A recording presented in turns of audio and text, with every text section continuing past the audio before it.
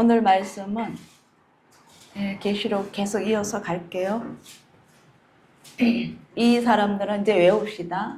이 사람들은 여자로 더불어 더럽히지 아니하고 정절이 있는 자라. 어린 양이 어디로 인도하든지 따라가는 자며 사람 가운데서 구속을 받아 처음 익은 열매로 하나님과 어린 양에게 속한 자들이니. 아멘. 네. 오늘 제목은요, 정절이 있는 자는 어떤 자인가. 네, 이 제목으로 나중에 영상 올려주세요. 네. 잠시 기도 올리겠습니다. 아버지 하나님,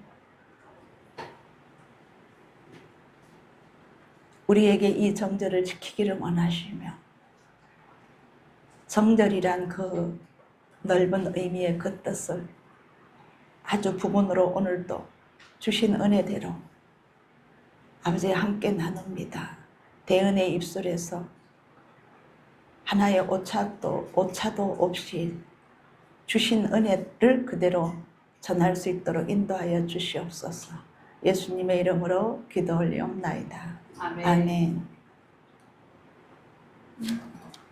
제가 재미난 거 먼저 하나 얘기 드리고 갈게요. 왜 그랬을까? 왜 그렇게 되었을까? 제가요, 이제 주말도 아니죠. 주중에 이제 서울로 갔었는데, 목요일 날이에요. 제 지인과 함께 서울역에서 이제 기차를 타려고 하는데, 시간 몇 시지요? 그런데 제가 머리에 휴대폰 보면서도 오후 7시 58분, 이제 머리에 입력돼 있었어요. 그리고 이제 그 시간에 맞춰서 기차를 탔습니다. 이제 기도하고, 아버지 이제 저 기차 탔어요. 집에 가요. 잠 안 자고 잘 내릴 수 있게 해주세요 하고 이제 가는데 갈 시간이 아까운 거야. 그래서 마침 또 새 책도 있겠다. 새 책을 이제 펼치면서 열심히 그냥 읽으면서 줄 거면서 가고 있는데, 광명쯤 오니까, 광명인 줄도 몰랐어요. 그냥 가는 거예요. 이제 시간이 뭐 넉넉히 1시간 40분 있으니까. 오는데 한 여성분이 와서, 제가 창가에 앉았거든요. 번호표를, 좌석표를 보고 저를 보고 옆에 이제 통로에 있는 남자분이랑 먼저 이야기를 하더라고. 근데 저보고 얘기하는데, 그래 혹시 그 자리가 맞느냐고 물어요. 정확하게 7호차 3A가 맞는데, 그 내가 예? 저요? 맞는데요? 그러니까 아닌데 제가 이 자리인데요 해.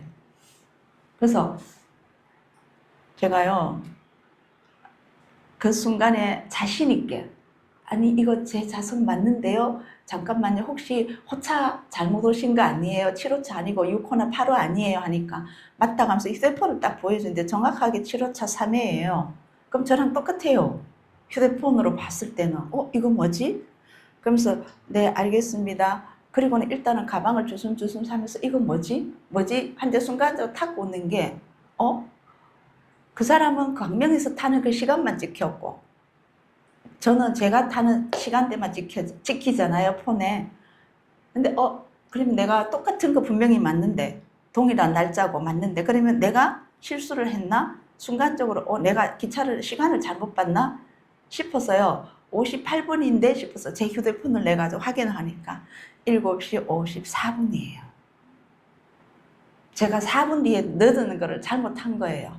자신만만하게 탔거든요. 맞다고.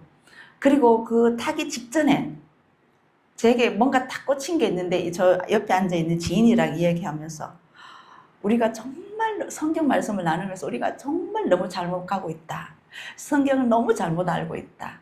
그걸 내 입에서 2번, 3번 거듭에 나도 모르게 나오게 하더라고. 그러면서 그 보면 앉아있는 앞에 그 그단하게 해서 기차 시간표까지 그단하게 찍혀 있는 것도 보면서 제가 얘기를 했다고요. 그리고 이제 시간 됐으니까 왔는데 저 머리에는 온전히 58분이 딱 찍혀 있어요. 지금도 그게 오히려 더 54분은 전혀 제가 왜 못 봤지가 이해가 안 되는 거예요. 근데 일단 가방을 들고 주섬주섬 책을 넣고 가방 챙겨가서 미안합니다 하고, 근데 그 아가씨가 참 친절했어요. 짜증 하나 안 내고 웃으면서 끝까지 말해줬어요. 그래서 내가 제가 착각했나 봐요. 그러면서 이제 휴대폰을 보고는 놀래가 나와요. 나와서 마치 그 타는 통로에 의자 2개 있잖아요. 거기 하나 비어 있어요, 왼쪽에. 그래서 거기다 일단은 가방을 놓고 제정신이 아닌 거예요. 이거 뭐지? 분명히 난 58분으로 봤는데 이거 뭐지? 그러고 있는데 마치 승무원이 오는 거예요. 승무원이 이제 저쪽에서 저 6호차인가 거기서 문 열고 딱 이제 통로 오는데 제 머리에서는 타타타타 스쳐가는 게 있어요. 뭘 스쳐갈까요? 고백해야 되나 말아야 되나? 아무 소리 하지 말고 넘어가야 되나? 말을 해야 되나? 근데 순간적으로 고백하라는 게 탁 와요.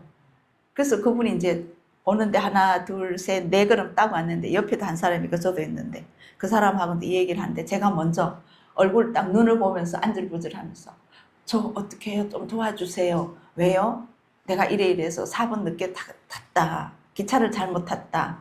그랬더니 그분이 탁 하는 말이 아 그래요? 그런 거 취소하고 다시 끊어줄게요 하는 거야. 가슴이 철렁 내려오는 거예요. 또 4만 몇천 원 또 끊어야 되나 싶은 게 그건 아닌 것 같은데요. 이러니까 그렇게 해야 되는데 원칙이래. 그때부터 미안합니다. 정말 죄송하다. 내가 착각했다. 근데 제가 입에서 거짓말이 나왔어요. 우리 다영이하고 만날 때 내 거짓말 하는 것도 그거 회개했는데 거짓말이 순간적으로 나와요. 제가 기차 타러 2층에서 내려와가 또 1층에서 지하까지 내려오는데 입구에서 그 서울역에 안내하는 아저씨가 마이크 스피커를 들고 이리 가시면은 무슨 몇 시차 기차입니다. 근데 내가 눈이 딱 마주치는데 이리 가라고 사인을 주더라고. 그래서 내가 웃으면서 내려왔거든요. 그것뿐이야. 그 사람이 그냥 내가 그리 오니까 타로 이리 내려가라고 말했을 뿐인데 내가 그 사람이 타라고 해서 왔는데 이리 말하는 거예요. 핑계하는 거예요. 그 순간에 아 이것도 아니다 또 접었다. 누가 그렇게 말했어요? 이랬는데 그 안내하는 사람이 이러고는 말을 끝을 못해요. 이제 양심이 계속 찔리는 거예요. 내가 그다음부터는 딱 납작 엎드려가 미안하다. 내가 4분 차인데 4분 차이로 내가 다시 취소하고 끊으려면 4만 얼마가 얼마인지는 모르겠지만 제 생각에 4만 얼마다 생각해서 그건 아닌 것 같다. 좀 양해를 구한다. 봐둘라. 그러니까 이런 경우가 있대요. 근데 다음에 그전에도 누가 해준대 그 말 하면 안 된대. 그래서 약속하고 정말 고맙다고 이제 무사히 거기 앉아왔어요. 자리 비운 자리 왔어요. 그래서 이제 가방을 딱 들고 앉으면서 아버지 이거 뭐지요? 왜 이게 왔지요? 내가 뭐 잘못했지요? 근데 잘못한 거 없는 것 같아. 그날 하루 종일은 별로 죄진 일이 없는 것 같아. 은혜를 받았지. 아버지 이게 뭐지요? 한테 탁 오는 게 있어요. 너가 맞다고 하지만 틀린 것도 많다. 아무리 생각해도 지금도 58분만 찍혀 있거든요. 제가 정확하게 맞다고 제가 우기고 그 차를 탔는데 뭐가 증거돼요? 휴대폰에 티켓이 증거잖아. 54분이었다는 거예요. 우리가 살아가면서 내가 정확하게 맞다고 판단하고 확신하는 것조차 틀릴 수 있다는 거예요. 믿음은 뭔지 아세요? 아침에 여기서 받는 거. 믿음은 뭐냐? 너 자신을 잘 보는 것이 믿음이다. 너 자신을 정확하게 보고 너 자신을 정확하게 꿰뚫어 보는 그 능력, 영적 그 능력이 믿음이라고 지금 오늘 아침에 여기서 말씀해 주셔요. 믿음이 뭔지 확실히 새깁시다. 내가 어떠한 행동을 하고 어떠한 말을 할 때 그게 벌써 아마 저울질 때가 와야 돼요. 양심적으로 바로 와야 돼요. 우리 여기에 다 속는 것 같아. 너 자신을 속이지 말아라. 너 자신에게 속지 말아라. 나의 이중적인 거 이때까지 다 벗어야 돼. 이때까지 내를 다 벗고 다시 십자가에 못 박고 그분으로서 살아가려면 이제는 내가 뭔지 나 자신만 볼 수 있어야 됩니다. 외부로 보는 거 아닙니다. 아멘. 자, 정절이 있는 자라. 여자로 더불어 더럽히지 아니하고 여기서 여자는 세상이라고 제가 말씀드렸습니다. 근데 여기 세상에는요 악한 것들만 생각할 수 있어요. 근데 오늘은요 엄청나게 많은 것을 얘기해요. 자, 진리 밖에 벗어난 것, 진리 안에서 밖으로 벗어난 것은 모두 여자로 더불어 음행하는 겁니다. 오직 그분 안에 있는 것만이 정죄를 지키는 겁니다. 자, 그분 안에 있는 것은 제가 아까 진리라고 했습니다. 그 진리, 그 말씀에서 조금만 벗어나도 나는 맞다고 주장할 수 있지만 그분이 틀리다면 틀리는 거예요. 그분이 틀리다는 것을 어디에서 찾아야 되나요? 말씀에서 찾아야 돼요. 오늘 우리가 잘못 알고 있는 오해하고 있었던 몇 가지를 제가 가지고 와서 나눌게요. 제가 아무리 머리에서 7시 58분 차라고 입력했지만 막상 기차를 타고 보니 주인이 따로 있더라는 거예요. 나도 틀릴 수 있다는 거. 아멘? 네. 율법은 뭐냐? 왜 하나님께서 우리에게 율법을 주신 목적이 뭐냐? 하나님은 어떤 분이시기를 알기를 원해요.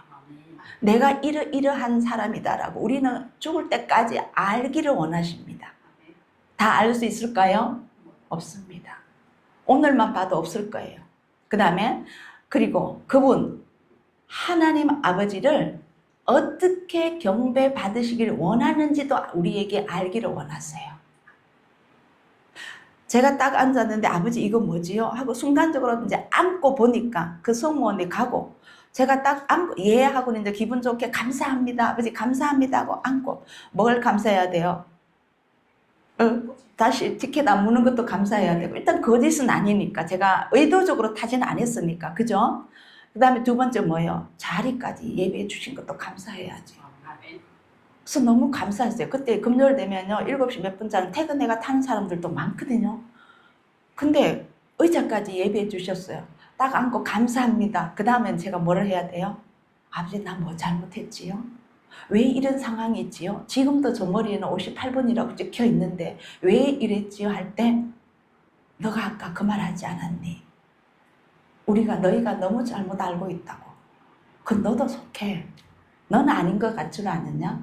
네가 맞다고 하는 건 너도 틀릴 수 있어. 그걸 확인시켜 주신 것 같아요. 너도 섰다고 생각하는 순간 넘어질까 조심하라고 저한테 경고 주시는 것이었어요. 어떻게 경배받기를 원하시는지, 어떻게 받기를 원하실까요? 그분께 경배 올리려면 어떻게 하면 될까요? 그 명령에 그대로 순종하면 됩니다. 그 명령은 다 어디에 있어요? 말씀 어디에 있어요? 토라에 있어요. 신명기까지예요. 그죠? 그 토라에는요, 율법을 몇 가지를 주셨다? 상식입니다. 이건 모르셔도 돼요. 613가지를 주셨어요. 하라가 많을까요? 하지 마라가 더 많을까요? 네, 하지 말아라가 더 많아요. 몇 가지냐? 1년은 며칠? 365가지예요. 그 다음에 하라는요. 거기 빼면은 248, 248가지가 하라예요. 그만큼 우리가 더 선한 존재다, 악한 존재다. 악한 존재이기 때문에 하지 마라 경고가 더 많아요. 하지 말아야 될 것이 더 많아요. 자, 그 다음 하나님께서는 우리를 얼마나 사랑하시는지를 알기를 원하세요. 내 몸은 누구 것이다? 아버지 것이다. 네. 그 다음 얼마나 그 하나님의 뜻과 말씀을 순종하기를 원하시며 이렇게 순종했을 때에는 어떠한 복을 받는지를 가르쳐 주기를 원하세요. 우리는 받으면 되잖아. 그럼 성령님은 뭐였어요? 가르치시고 알게 하시고 깨닫게 하시고 인도하시고 하셔서 장래일까지도 깨닫게 하시잖아. 아멘. 그 다음 어디까지 인도하신다? 아버지 하나님 나라까지. 우리 지으신 목적이 뭐야? 그분의 형상이 뭐예요? 그분의 영적인 성품, 그걸 담기를 원하시잖아. 그분은 사랑이시잖아. 아멘? 아멘. 근데 하나님은 사랑합니다 하는데 이웃은 사랑 안 해. 가짜예요? 진짜예요? 가짜예요. 그분을 사랑하면 이웃을 자동으로 사랑하게 돼 있어요. 아주 미약하지만, 저도 미약하지만 이만큼은 느끼고 있거든요.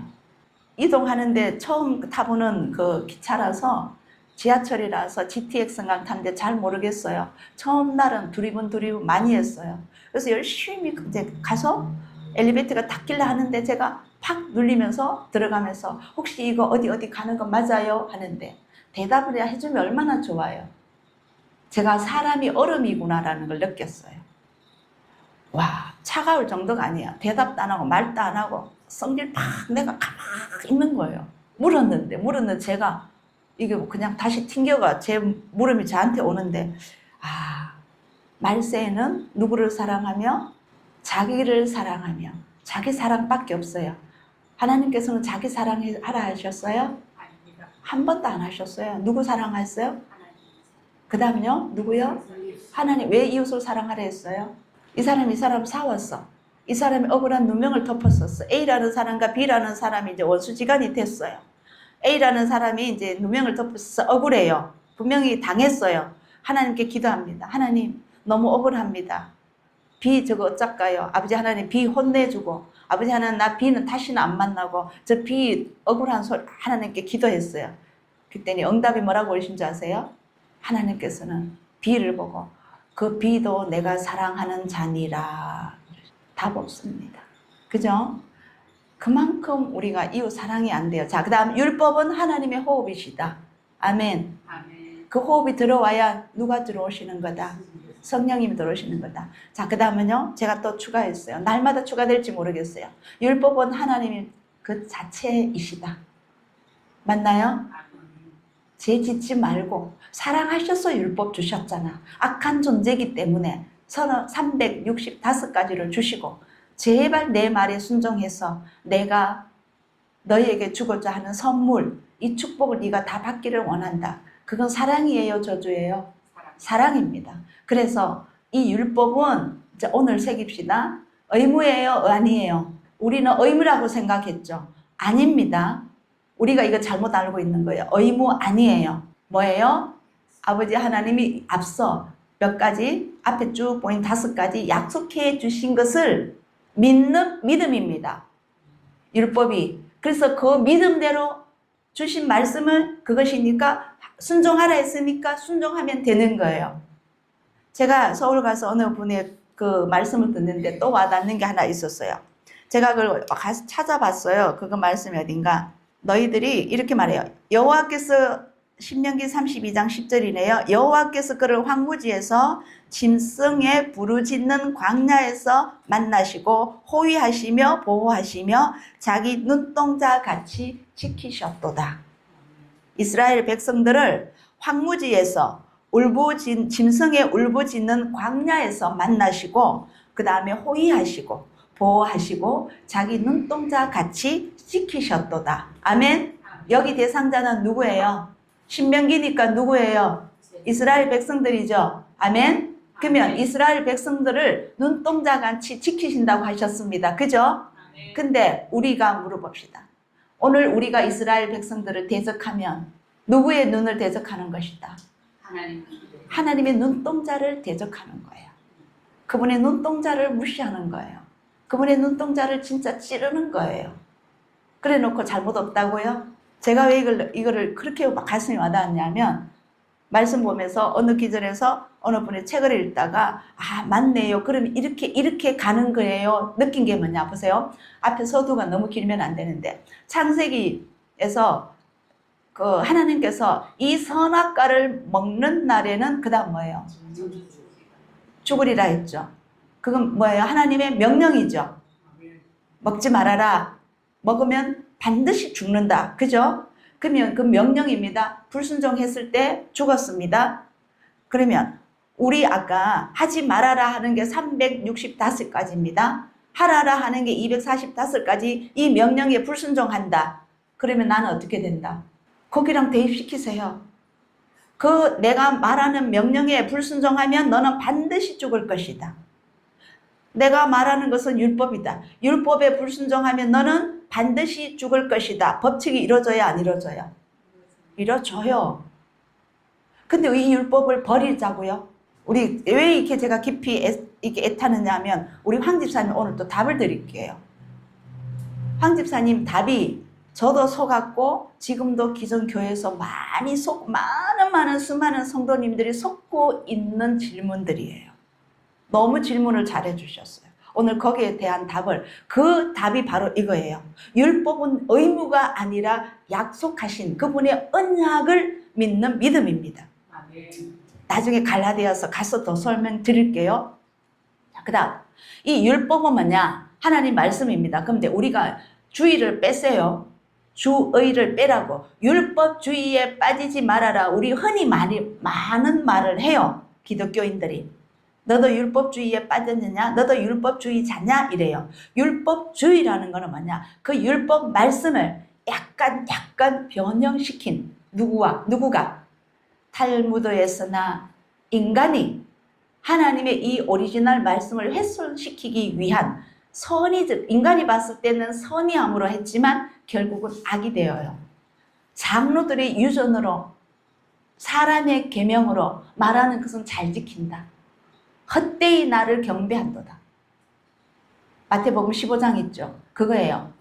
저 밑에 있네요. 자, 그겁니다. 율법 주의에 빠지면 안 되고 우리는 율법을 행하는 자가 준행자가 돼야 됩니다. 아멘. 자, 짝 하나 더요. 여호와의 입이 이를 명하셨고 그의 신이 이것들을 모으셨습니다. 아멘. 아멘. 근데 제가 하나 추가할게요. 틀리지는 않았으니까.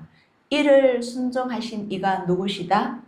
예수야시다. 맞아요? 아멘. 우린 이것까지 가야 돼요. 제자라면 우리 교회가 제자들이잖아요. 우리도 제자예요. 제자라면 종이라면 종이 주인보다 높아요? 제자가 스승보다 높아요? 아니라는 거예요. 그분이 명하는 것만 해야 돼요. 그러면 여호와의 입이 이를 명하셨고 말씀을 다 선포하셨고 성령님께서 이것들을 다 모아서 기록하셔서 우리에게 주셨는데 여기서 끝나는 게 아니라 이를 순종할 수 있도록 모델로 보내신 분이 예수야시다. 아멘. 네. 그다음 해 아래는 새 것이 없습니다. 믿습니까? 아멘. 말씀이 그렇다면 믿어야 되는 거예요. 오래전 세대에도 이미 있었지요. 아멘. 아멘. 그것도 오늘 우리 찾아봅시다. 어떻게 있는지. 그러면 영적인 삶을 산다는 것은 지금입니다. 여기 살아계시는 예수야처럼 되는 것이다. 예수야는 2000년 전에 계신 분이 아니고 오늘에 계시는 분입니다. 오늘 이 시간에 내 삶에 와 계시는 분입니다. 아멘. 그분 놓치지 마십시오. 그분의 삶의 열매를 맺는 것입니다. 아멘. 그래서 갈라디아서에 가면 5장 23절인가요? 성령의 열매 9가지도 나오는 거예요. 지금도 맺고 계셔요. 누구를 통하여? 누구를 통하여? 그럼 아멘. 바로 그거죠. 나를 통하여 맺고 계시는 거예요. 아직도 성령님은 따로 있고 나는 따로 있으면 안 돼요. 나를 통하여 맺기 원하시는 거예요. 아멘. 그 다음 그렇기 때문에 그분의 시간을 지금도 살아드리는 것입니다. 내가 사는 것이 아니고 그분의 시간을 내가 살아드리는 것입니다. 그러면 말 하나, 생각 하나도, 말 한마디도 어떻게 해야 되는지, 손길 하나도 어떻게 해야 되는지 생각하십시오. 자꾸 그분과 내가를 떨어져 놓으니까 나는 나고 그분은 그분이고 내 필요할 때면 가서 기도 찾고 내 문제만 있을 때 가서 기도하면서 찾는 그분이 하나님이시고 성령님이시다. 아니라는 거예요. 지금도 옆에 앉아 계십니다. 지금도 여러분 마음에 안에 들어와 계십니다. 아멘. 믿으셔요. 자, 그 다음 첫 번째로 갈게요. 예수야께서 이 말씀 하셨죠. 너희 모세에 보면은 눈에는 눈, 이는 이라고 갚으라고 했지만 너희가 잘못 알고 있다. 이 말씀 하셨죠. 예수야께서는 그럼 어떻게 하라고 하셨는가? 너희가 잘못 알고 있다. 분명히 말씀하셨어요. 뒤에 가면 나옵니다. 자, 출애굽기에서 그러나 다른 해가 있으면은 갚되 생명은 생명으로, 눈은 눈으로, 이는 이로, 손은 손으로, 발은 발로, 더운 것은 데움으로, 데운 것은 데움으로, 화상 입게 하는 거, 상하게 한 것은 상함으로, 때린 것은 때림으로 갚을 지니라. 사람이 만일 그 이웃을 상하였으면 그 행한 대로 그에게 행할 것이니, 파상은 파상으로, 눈은 눈으로, 이는 이로 갚을지라. 남에게 손상을 입힌 대로 그에게 그렇게 할 것이며, 짐승을 죽인 자는 그것을 물어줄 것이며 사람을 죽인 자는 죽일지니. 그대로 갚으라고 했죠. 근데 여기서 우리는 그대로 갚아야 된다고 생각할 수 있죠. 근데 히브리적으로 갔더니요, 꼭 물론 예를 들어 가지고 양 한 마리를 죽겠다. 그러면 양 한 마리에 해당하는 그것을 배상하라는 의미예요. 양을 한 마리를 주든지 아니 못 주면 거기에 대한 금액으로 쳐서 물질로 주든지 그 말이에요. 근데 꼭 양이면 양으로 가야 되고 팔은 팔로 가야 되고 눈 뺐으면 내 눈 빼야 되고 이게 아니에요. 그게 아니라는 것을 히브리적으로 설명을 주시더라고요. 자, 신명기에서도 그리하면 그 남은 자들이 듣고 두려워하여 이후부터는 이런 악을 너희 중에 다시 행하지 아니하리라. 이 무슨 말이냐면요, 너희가 이렇게 죄를 지었느냐? 이거 죄를 예사로이 생각하지 말아라. 네가 죄를 지은 만큼 그대로 똑같이 너도 당함을 받는다는 것을 알게 하기 위하여서 이 말씀을 하신 거예요. 위증죄. 너의 눈이 긍휼히 보지 말아라. 아까 뭐예요? 믿음은 뭐다? 오늘 여기서 받은 거 오늘 하나 주제로 갈게요. 믿음은 뭐다? 내 자신을 잘 보는 것이다. 어디에 비춰야 돼요? 말씀에 율법에 비춰서 나를 보는 거예요. 누가 보게 하시고 성령님께서 보게 해주시니까. 그죠? 그거예요. 너의 눈이 너 자신을 긍휼히 보지 말아라. 다른 사람 죽이는 되는 것 같고 나는 내가 손해나면 화를 먹어치 내는 것. 내 것만 소중하고 남의 것을 소중히 여기지 않는 이 잣대를 버리라는 거예요. 너의 눈이 긍휼히 보지 말아라. 생명은 생명으로, 눈은 눈으로, 이는 이로, 손은 손으로, 발은 발론이라. 네가 그대로 해를 끼쳤으면 너도 똑같이 그거를 네가 그 해만큼 네가 갚아야 된다는 거예요. 그래서 성경에 행한 대로 내가 보응하리라. 행한 대로 내가 갚아주리라. 이거예요. 이 법칙을 너희도 세상에 살면서 그대로 행하라는 거예요. 이건 하나님의 법칙이요. 하나님과 우리와의 법칙이고 우리와 이웃 간의 법칙이에요.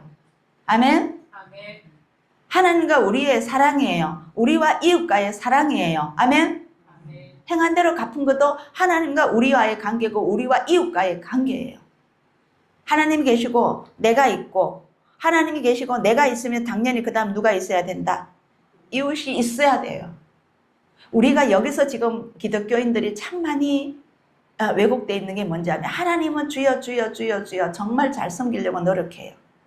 이만큼 동일한 비율만큼 이웃을 사랑하려고 노력하느냐?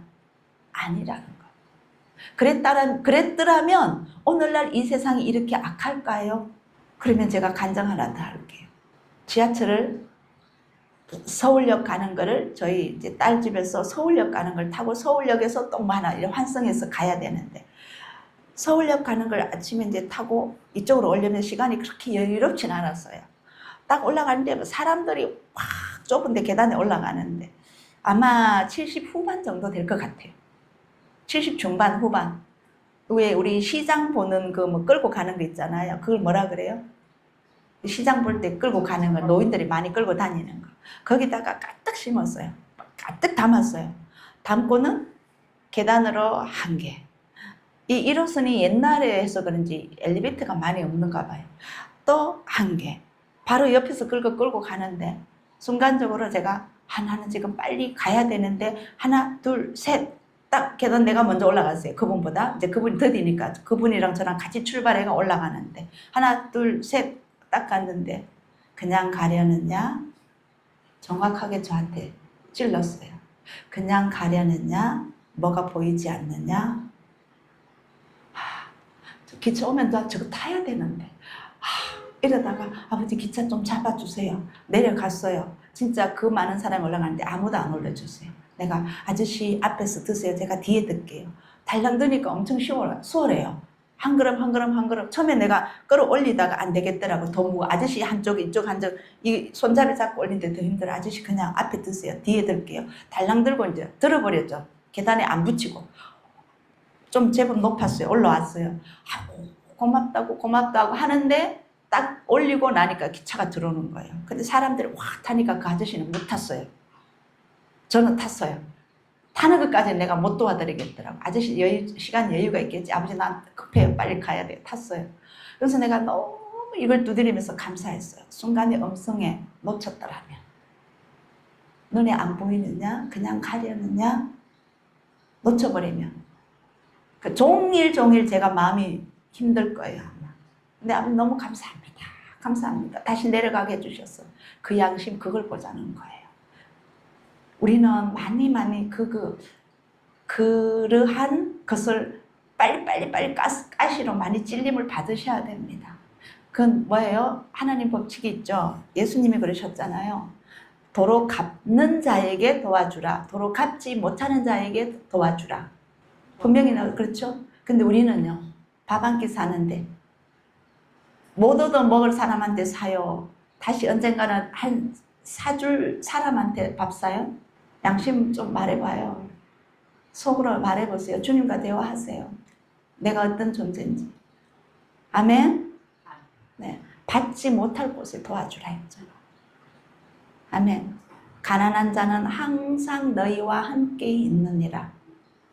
향유 부은 여인을 보고 가룟 유다가 그 비싼 것을 불의웃돕게 하지, 구제하지 그랬을 때 예수님은 뭐라고요? 구제할 자는 항상 너희와 함께 있느니라. 왜 그런 분을 우리에게 붙여주셨을까요? 상 주시기 위하여서. 그런데 그것을 이용하는 사람에게는 하라 하지 말아라. 하지 말아요. 이 분별 잘 하셔야 돼요. 그것을 이용하는 자에게는 하지 말아야 돼요. 그 사람을 더 죄짓게 만들어요. 스스로 독립감을 키워줘야 돼요. 그분을 누구를 의지해야 돼? 하나님을 의지해야 돼. 근데 이걸 도움을 한 번 받고 두 번 받고 세 번 받은 사람은 그 다음부터는 자립심이 없어져요. 그 다음 누구를 의지해요? 사람을 자꾸 의지해요. 그거는 우리가 죄를 짓게 만드는 거예요. 이 분별 잘 하셔야 됩니다. 무조건 어려운 사람을 도와야 된다가 아닙니다. 그거는. 그 영적에서 인도함을 잘 받기를 예수님의 이름으로 축복합니다. 마태복음에서 예수께서 이 말씀 하셨어요. 눈은 눈으로 이는 이로 갚으라 하였다는 것을 너희가 들었으나 나는 너희에게 이르노니 악한 자를 대적지 말라. 누구든지 너의 오른밤을 치거든 왼밤도 돌려대며. 이건 뭐예요? 더 많이 주라. 속옷을 달라 하면 겉옷을 달라 하면 뭐까지 주라? 속옷도 주고 진짜 필요한 자에게 오리 가자 하면 얼마만큼 가라? 십리도 가라. 참 어렵죠. 우리가 어렵습니다. 그러나 해야 됩니다. 자, 두 번째 엘리사 사건에서 여기서 우리가 좀 많이 깨달아 갑시다. 엘리사가 거기서 베델로 올라가더니 길에 행할 때에 젊은 아이들이 성에서 나와서 저를 조롱하여 가로되 대머리여 올라가라 대머리여 올라가라 하는지라. 엘리사가 돌이켜 저희를 보고 여호와의 이름으로 저주하며 곧 수풀에서 암콤 둘이 나와서 아이들 중에 42명을 찢었더라. 자, 이 두 말씀 중에서 이 두 절에서 엄청난 뜻을 갖고 있어요. 자, 저를 좀 봐주세요.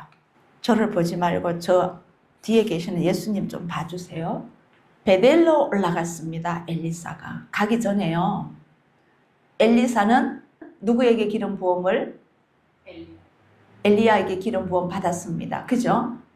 엘리사가 더 큰 사역을 했어요? 엘리야가 더 큰 사역을 했어요? 엘리사. 그러면 엘리사는 누구를 계시했습니까? 예수님. 맞아요. 우리 집사님 속으로 예수님을 계시했어요. 그 다음 엘리사에게 기름을 부은 엘리야는 누구를 계시했어요? 세례 요한이에요.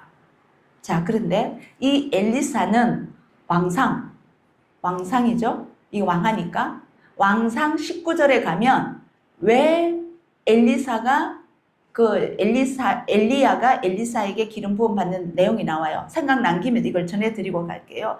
왜 더 이상 여기서 엘리사에게 기름 붓고 그분의 사역이 끝났을까? 그분은 두려움이 임했어요. 450명을 바알의 선지자라 해야 되나? 바알의 선지자라 해야 되나? 뭐라고 해야 돼요? 점치는 사람들 수사라 해야 될. 하여튼 바알이 일단은 호칭을 제가 선지자를 할게. 바알의 선지자 450명을 죽였어요. 제가 이전에 한번 말씀드렸죠. 하나님의 명령 없이 죽였습니다. 그럼 나중에 질문하세요. 왜 원인인지 나중에요. 자, 그걸 죽이고 나서 오니까 내려왔죠. 비가 왔죠. 그리고 내려옵니다. 이세벨이 내려오고 나니까 이 엘리야를 죽이려고 하죠. 네, 그때에 두려움이 임했죠. 그 다음부터 묻지를 않고 자기 스스로 숨고 도망가고 그렇게 됐죠. 자, 그때에 뭐냐? 물론 하나님의 계획 안에서 엘리야의 사역은 거기까지지만 원망 불평했어요. 이제 다 죽고 내 밖에 없다. 그분은 나를 죽이려 나를 찾는다. 이런 거는 무슨 말이에요? 하나님을 의지했다 안 했다? 안 했다는 거예요. 거기에서 일단 엘리야 사역은 거기서 끝나고 엘리사에게 기름을 부었습니다. 제가 오늘 기름 부음이라고도 말씀드렸어요. 자, 스크린 봐주세요. 이 베델은 어떤 장소냐 하면 르호보암이 예루살렘으로 제사 지내러 올라가지 못하도록 베델과 그 다음 어디에? 단에 금송아지를 세웠지요. 그래서 거기에서 올라가지 말고 거기에서 번제 드려라. 이렇게 세운 우상의 뭐라 합니까? 그 터예요. 거기입니다. 엘리사가 베델로 올라갔더니 길을 걸어가는데 젊은 아이들이, 여기서 젊은 아이들은 젊은 아이들이 아니에요. 성경에 대해 제가 다시 찾아봤더니 뒤에 갈게요. 너무 뒤에 제가 찾아놨을 거예요. 자, 여기 청년들 나오죠.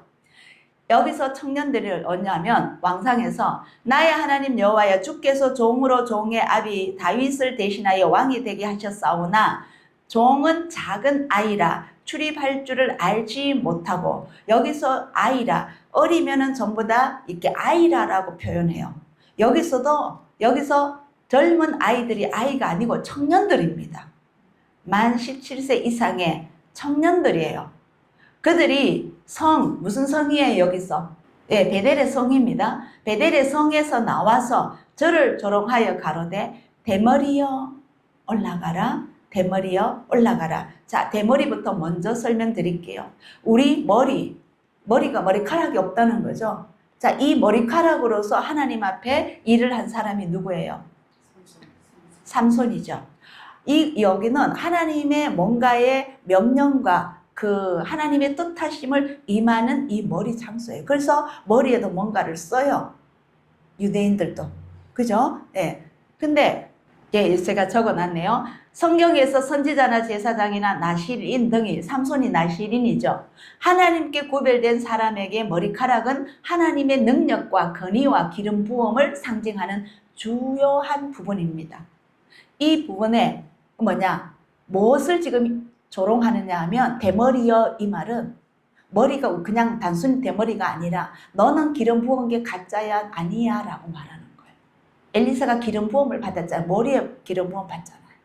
그걸 조롱하는 거예요. 그거는 또 뭐냐면 이사야서의 이 머리를 의미하는 것은 그때의 썩은 냄새가 향을 대신하고 노끈이 그 띠를 대신하고 대머리가 숱한 머리털을 대신하고 굵은 벼옷이 화려한 옷을 대신하고 자자한 흔적이 고운 얼굴을 대신할 것이라. 여기서 대머리는 좋은 의미예요? 아니에요. 대머리가 숱한 머리털 많은 것을 대신한다는 거예요. 좋은 이미지가 아닌 조롱하는 이미지가 대머리예요. 그럼 뭐냐? 올라가라. 여기서 하나님의 심판과 저주를 받아요. 대머리가. 그런 나쁜 영향입니다. 자, 대머리야. 여기는 너는 하나님의 기름 부음을 받은 것이 아니라 저주를 받은 자다라고 의미를 갖고 있어요. 이는 엘리사 대머리를 조롱하는 것이 아니라 엘리사를 기름 붓게 하신 하나님을 모독하는 거예요. 그를 기름 붓게 명령하신 분이 하나님이시잖아. 엘리야를 통하여서 하라고 했잖아. 그의 선지자적인 권위를 모독하는 것이다. 그리고 왜 두 번이나 외치죠? 대머리여 올라가라, 대머리여 올라가라. 이거는요, 꼽으로 조롱하는 거예요. 한 번이 아니라. 그 모독, 조롱을 꼽으로 하는 것이다. 그 다음에 올라가라는 무슨 뜻이냐 하면은요, 대머리여 올라가라. 너희 스승 엘리야가 올라갔다고? 그럼 너도 올라가. 그럼 이거 올라가는 걸 믿어요, 안 믿어요? 안 믿는다는 거예요. 이런 엄청난 뜻을 갖고 있더라고, 히브리적으로. 엘리야에 올라가면 믿지 않음의 조롱이에요. 하나님의 역사하심을 조롱하는 거예요. 왜? 그 자들은 그런 일은 한 번도 본 일이 없거든. 에녹을 못 봤으니까. 하나님의 권능하심을 모독하는 거예요. 올라가라는 반복된 외침의 의미는 너도 너 스승처럼 하늘로 꺼져버려라 라는 조롱은 하나님과 선지자를 모욕하는 악한 행위이다. 베델은 금송아지 숭배의 타락의 중심지이다.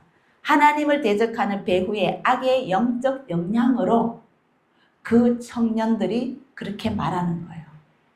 악의 기운이 덮여져가 있었어. 아까 베델 성에서 나와서 그 말을 했잖아요. 이런 뜻을 갖고 있어요. 이 엄청난, 그 다음에 또 있어요. 왜 앙콤입니까? 우리가 세상적으로 말하는 것도 그럼 뭐 격언이라 해야 하나요? 속담이라고 해야 하나요? 새끼를 빼앗긴 앙곰은 지구상에서 가장 사납고 잔인하며 두려운 분노를 상징한다. 맞죠? 암콤이 새끼 빼앗기면 어떤 상태인지 생각 한번 해보세요. 정말 다 잡아 죽일 거예요, 아마. 의미가 이해가죠? 이 앙콤을 의미하는 거예요. 그냥 왜 곰인가가 아니고 엄청난 대노, 엄청난 화, 엄청난 심판, 무서운, 돌이킬 수 없는 뭔가가 상처를 입게 된다는 거예요. 차라리 그 잠언 17장에 차라리 새끼 빼앗긴 앙콤을 만날지언정 미련한 일을 행하는 미련한 자를 만나지 말 것이니라. 그러면 앙콤이 더 무서워요? 미련한 자가 더 무서워요? 미련한 자, 성경에 또 그 말씀 있죠. 미련한 자는 절구통에 넣고 찧어도 찧어진다, 안 찧어진다. 여기서 미련한 자는 무슨 말씀일까요? 하나님의 말씀을 듣기는 들어도 알기는 알아도 보기는 보아도 영적인 눈과 영적인 귀가 닫힌 자예요. 말씀으로 안 빠져 있고, 이거 뒤에 또 이런 의미를 우리 한번 오늘 말씀에서 또 한번 새겨보세요. 여호와 하나님께서 새끼 잃은 곰같이 저희를 만나 그 영통 거풀을 찢고 거기서 암사자같이 저희를 삼키리라. 들짐승이 저희를 찢으리라. 하나님의 심판을 이렇게 노엽게 한다는 거예요. 그랬기 때문에 이 앙콤 두 마리입니다. 두 마리는 뭐냐 하면요, 율법에서 왜 한 마리도 아니고 두 마리냐, 율법에서 항상 정의는 몇 사람 세운다? 두 사람. 그 정인의 의미에 이건 확실하다는 거예요. 정인이 있으면 확실한, 맞죠? 확실한 일이라는 것을 증명하는 거잖아. 용서 없다. 암콤 두 마리가 와서 그들을 몇 명?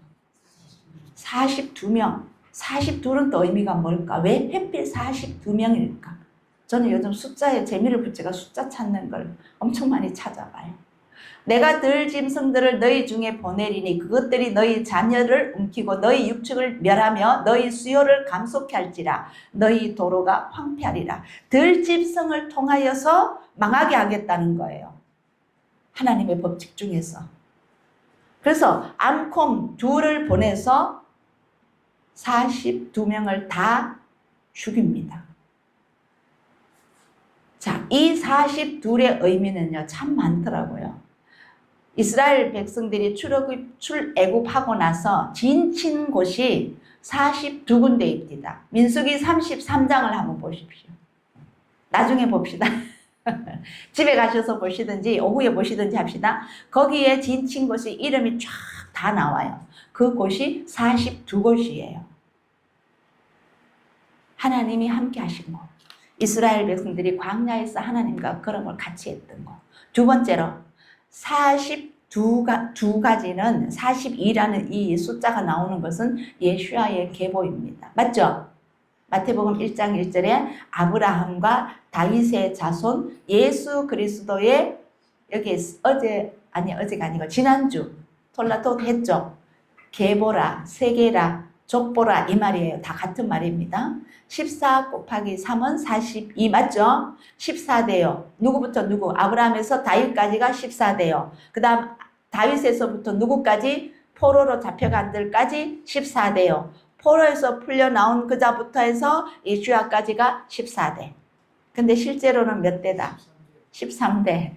이거 한번 우리 안 들으시는 분들 있어서 한번 나중에 한번 나눌게요. 자, 그래서 어쨌거나 왜 이렇게 14대를 강조했을까? 여기도 질문이 있어야 됩니다. 자, 그 다음에 42. 고난과 시련에 제한된 시간들이 42라는 숫자를 가지고 가요. 42달 짓밟을비다. 맞죠? 3년 반, 그 3년 반. 그리고 그 날짜로 계산하면 13절 5절에 가면은 1260일인가 그렇게 기록되어 있을 거예요. 자, 그 다음 42는 하나님을 대적하는 자에 대한 심판을 상징합니다. 그 다음 사사기 12장 6절에서는요. 에브라임 사람 4만 2천 명이 죽임을 당했습니다. 그 다음에 왕하에서 예후가 아하시야 형제 42명을 죽이게 됩니다. 이 예후는 하나님께서 누구에게 예후를 왕으로 삼으라 했죠? 엘리야에게. 거기 역시 왕하 19장, 왕상인가요? 19장에 나올 거예요. 자, 그 다음 여기에 대해서 지금요. 이 아하시야 이 이야기가 굉장히 많이 길어질 수 있는데 아주 요약하게 할게요. 왜 그랬느냐 하면은 이 아하시야 형제 42명을 다 죽인데 여기서 하나요. 형제면 진짜 우리 이촌 형제를 우리가 형제는 이촌인가요?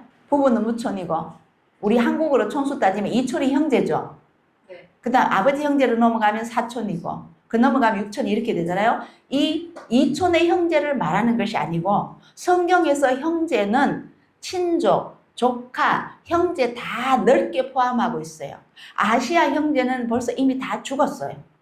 근데 그 형의 그 자손들, 조카들을 보고 얘기해요. 그 가문의 사람들을 전부 다 형제라고 하는데 여기서 말씀에 오해를 하지 마시고요. 그 다음 이 아시아 형제 42명을 왜 죽이느냐 하면 뒤에 뺄게요. 이 아시아는 누구냐? 유대 왕의 이 누구냐 하면 여호람 왕과 아달랴의 아들이에요. 조금 더 올라갔어요. 그럼 이 아달랴는 누구냐? 우리 권사님께서 제가 메모했던 그 왕족 너무나 정리 잘해서 이거 만들어 드렸거든요. 그걸 성경책에 붙이세요. 꼭 붙이셔요. 그래야만이 구약 읽을 때 헷갈리는 이 왕족 이름 똑같은 것도 많아요. 그렇기 때문에 이해하고 갈 수 있습니다. 네. 자, 이 아달랴가 누구냐? 왜 있잖아요. 자기 아들 다 죽여버리고 이 아달랴가 자기 왕이 되잖아요. 엄청 악하거든요. 이세벨의 딸이에요. 그래서 여호사밧과 이 라합하고 사도 맺어가지고 이렇게 가요. 자, 북이스라엘만 이세벨이 망치는 것이 아니라 유다도 망쳐야 되겠거든요. 그러니까 어떻게 돼요? 사돈을 맺어서 자기 딸을 여호람한테 시집을 보내요. 맺으면 안 되는 것을. 그래서 결국은 이스라엘도 남유다도 다 망해버리잖아요. 그래서 오홀라와 오홀라함이라고 뒤에 나올 거예요. 오홀라와 오홀라함은 그 다음에 유다와 북이스라엘을 의미해요. 다 죽여요. 자매 언니가 그랬더니 동생도 그걸 똑같이 한다고 나와요. 자, 그 다음 제가 적어놨네요. 왜 14대일까? 약간 어긋나갑니다만은 이 다윗의 아까 마태복음 1장에서 아브라함과 누구의 계보더라? 우리의 계보는 어디에서부터 시작해야 되냐면 아브라함부터 시작해야 돼요. 그 다음에 왕으로서 오는 계보는 누구다? 다윗으로서. 예수야가 왕으로도 오셨잖아요. 아멘? 네. 사람의 계보로도 왔지만 아브라함으로부터 시작해서 왔지만 왕으로 오셨기 때문에 창세기 1장 1절 제가 적어놨죠. 하나님의 교회 다니는 사람한테 이 말 좀 해주세요. 자기가 뭐 이상한 얘기하면 이 말을 하면 돼요. 우리의 조상은 아브라함과 다윗의 자손 예수 그리스도로 족보로서 이어집니다. 거기에 뭐 그 여자 이름 안 들어갑니다. 안상홍이 뭐 와이프란가 안 들어갑니다. 근데 뭐 거기다가 사라가 낳은 갈라디아서 4장 23절인가 뭐 아니면 그걸 뭐 어디 보고 계속 이상한 소리 하던데 자 본론으로 돌아와서 이 다윗은 히브리어로 다비드라고 하거든요. 이 히브리 글자로 보니까 달렛, 바브, 달렛이 다비드예요. 이 14대를 왜 이렇게 강조했느냐? 왜 세분화시켰느냐? 다비드를 통하여서 온 계보다 이거를 강조하기 위하여서. 그래서요. 이 계보는요.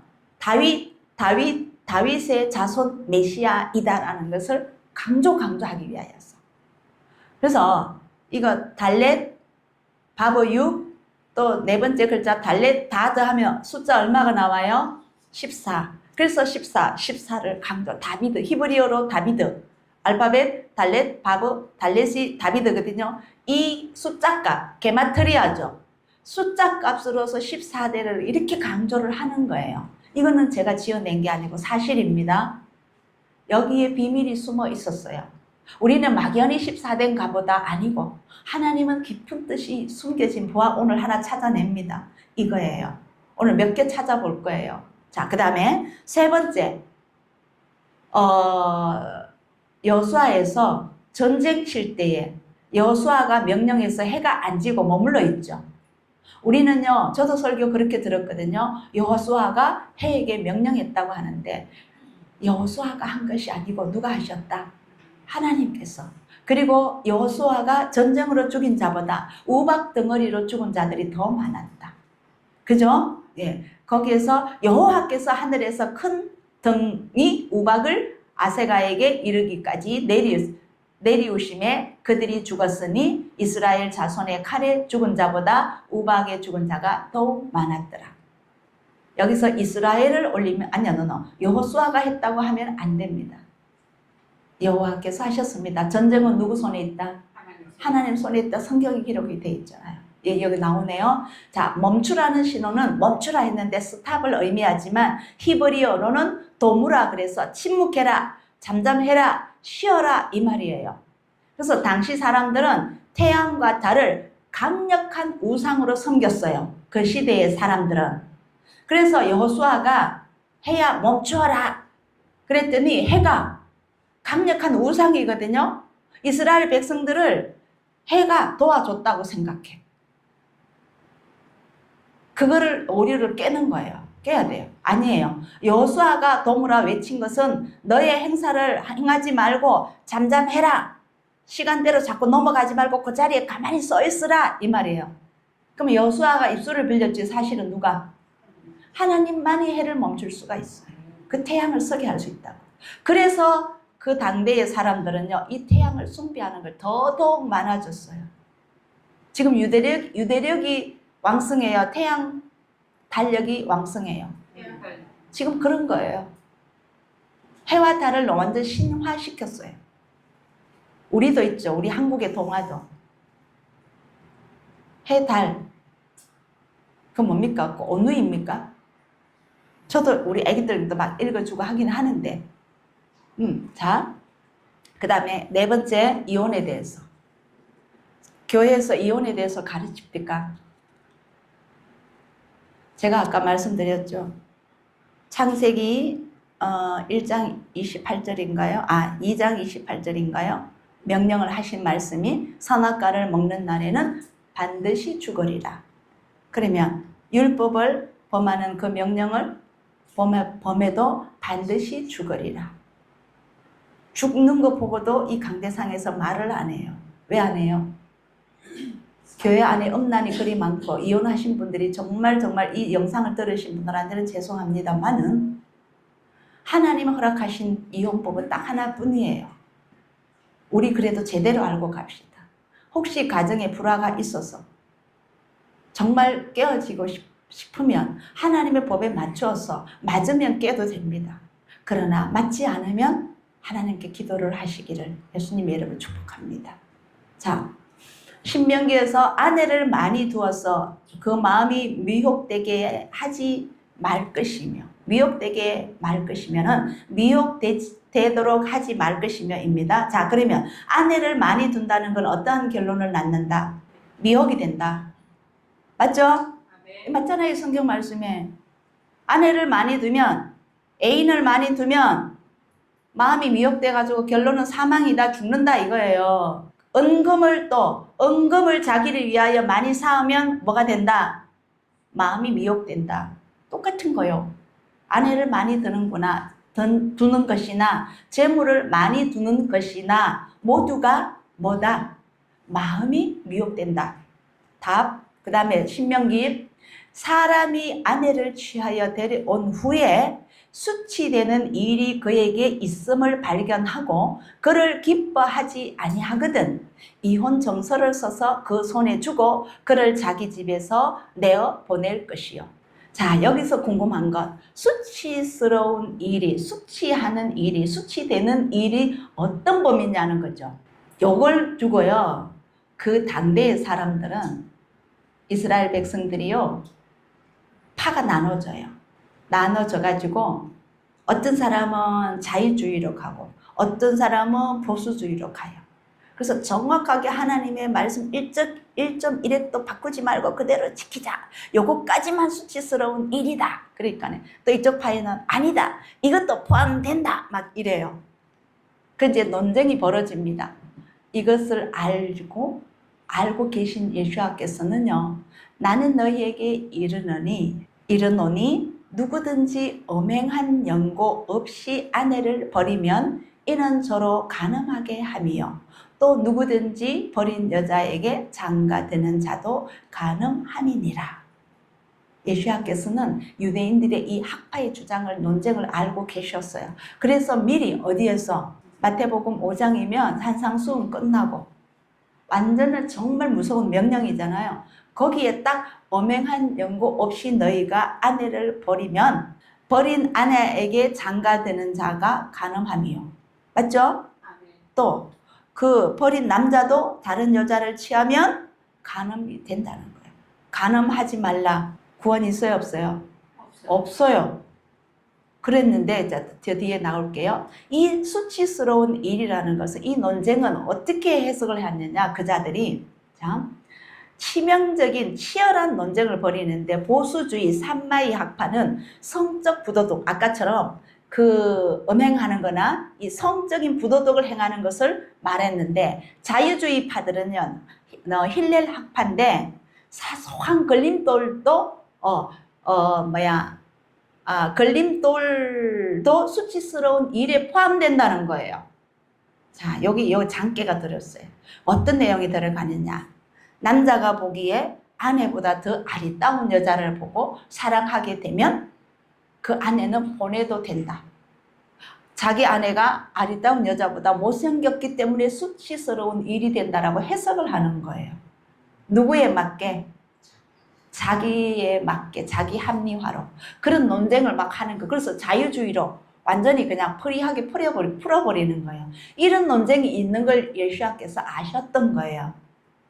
그자, 이 논쟁을 벌이는 중에 이 논쟁을 하는 사람, 바리새인들이 예수님께 와서 묻습니다. 근데 목적은 뭐냐? 시험하고자. 19장입니다. 바리새인들이 예수께 나와 그를 시험하여 가로되. 왜? 이 학파들, 이 랍비들이 싸우고 있는데 예수야는 랍비보다 더 좋은 말을 하는지 안 하는지, 보수파인지 자유파인지 뭔지를 한번 보자 이러면서, 그래 우리 저 예수야한테 가서 물어보자 이러고 온 거예요. 사람이 아무 연고를 물론 하고 음행 이런 것도 없이, 허물 없이 그 아내를 내어버리는 것이 옳으니까 라고 물어요. 참 야같죠. 자, 묻습니다. 그랬더니 예수님께서는 말씀하십니다. 말씀하시기를, 이거는 뭐예요? 기록되어 있기를, 성경에 기록되어 있기를, 사람이 그 부모를 떠나서 아내에게 합하여 그 둘이 한 몸이 될지니라 하신 것을 읽지 못하였느냐. 이 말씀 어디에 있어요? 창세기에 있어요. 창세기 1장에 있어요. 아니야, 2장이죠. 맞죠? 2장에 있어요. 1장은 그 천지창조니까, 예, 2장에 있어요. 네. 이러한즉 이제 둘이 아니요 한 몸이니 그러므로 하나님이 짝지어 주신 것을 사람이 나누지 못할지니라. 아멘. 창세기 2장에서 하신 말씀을 그대로 예수님께서는 답을 주는 거예요. 너희들 왜 율법을 지킨다고 하는 자들아, 이 율법은 알지 못하느냐? 하나님이 짝지어 주신 것을 너희가 왜 사람이 나누러 가느냐? 그래서 예수님께서 모세가 너희의 마음의 완악함을 인하여 아내 내어버림을 허락하였거니와 본래는 그렇지 아니하리라. 그럼 이혼해도 된다 안 된다? 엄행한 연고 없이는 안 된다는 거예요. 우리 정확하게 짚고 가야 돼요. 여기 이 땅에 잘 살다가 그 앞에 가서 출입구에 문 앞에 갔는데 내 생명책 이름 없는 게 더 좋아요? 시큰절기다가 문 밖에 벗어날래요? 지옥으로 가실래요? 이거 정확하게 가르쳐 드려야 돼요. 내가 너희에게 말하노니 누구든지 엄행한 연고 외에 아내를 내어버리는 내어버리고 다른 데 장가드는 자는 간음함이니라. 왜 하나님께서는 이 음행을 이렇게 중요하게 보실까? 한 가정을 비유해서 하나님 나라를 설명하시는 거예요. 한 가장의 남편을 두고 하나님이 남편이신 거예요 라고 말씀하시는 거예요. 한 가정의 아내를 두고 그 아내가 너희들 이 땅에 살 때에 이런 법칙을 행하지 아니하는 아내는 나 여호와께도 와도 역시나 음행한다는 거예요. 영적인 음행은 뭐예요? 진리 밖에 벗어나는 거. 그분의 말씀 밖에 벗어나는 거. 율법을 지키지 않는 거. 이게 다 음행이에요. 아멘. 아멘. 하나님도 사랑하지 않는데 형제를 사랑할 수 있느냐? 아니잖아. 이게 하나님 말씀의 법칙만 제가 말씀드려요. 거기다가 비유로 딱 갖다 놓으면 퍼즐 다 맞아요. 이건 제 말이 아니잖아요. 음행이란 결혼의 관계 안에서 신실함을 저버리는 행위다. 영적 결혼도 이와 동일하다. 아멘. 아멘. 그래서 정절이 있는 자라. 어린 양이 어디로 인도하든지 그 남편이 어디로 신랑이 어디로 인도하든지 따라가는 자가 되는 거예요. 아멘. 자, 이혼 정서란 그러면 무엇을 말하느냐? 여기 이 시대에 있었던 이혼 정서를 말씀드릴게요. 여기에 대한 분쟁이 너무 많으니까. 자, 이 당시에 여자들은요, 결혼하고 나면 지금도 유대인들이 그랬죠. 똑같습니다. 자, 이 시대에서는요, 자, 직장도 다닐 수 없어요. 그냥 농사 지은 걸로서 먹고 살잖아요. 근데 이 이혼을 한다는 것은 사망신고나 다름이 없어요. 이 경제적인 능력이 하나도 없어. 아무것도 할 수가 없어. 그래서 먹고 살지도 못해. 그러니까 모세가 뭐라고요? 이혼 정서를 주라 하는 이 말은 뭐냐면, 그리고 이 시대에는 음행하는 자는 다 죽여요. 음행하는 여자와 그 대상자 남자까지 다 죽이잖아요. 그 법이 있거든요. 그러면 남편에게 번임을 받았는데 이 여자가 어쩌다 보니까 음행을 하게 됐어. 그러면 남편한테 버림받았는데도 또 죽어. 경제적으로도 능력이 없어서도 죽여야 되고, 또 어쩌다 결혼해서 재혼을 했다 보면 그 남편과 아내도 또 죽여야 돼. 이건 너무나, 이거 뭐라 그러나, 억울해가 당한 걸 너무 억울하게 끝나잖아요. 이거를 보충하기 위하여서 모세가 이혼 정서를 줬는데 뭐냐, 거기에다 이제 서명을 하는 거예요. 첫 번째, 이 아내는 내가 자유한 몸을 주었으니 이제는 자기가 원한다면 다른 사람과 결혼하다 된다는 그런 정서예요.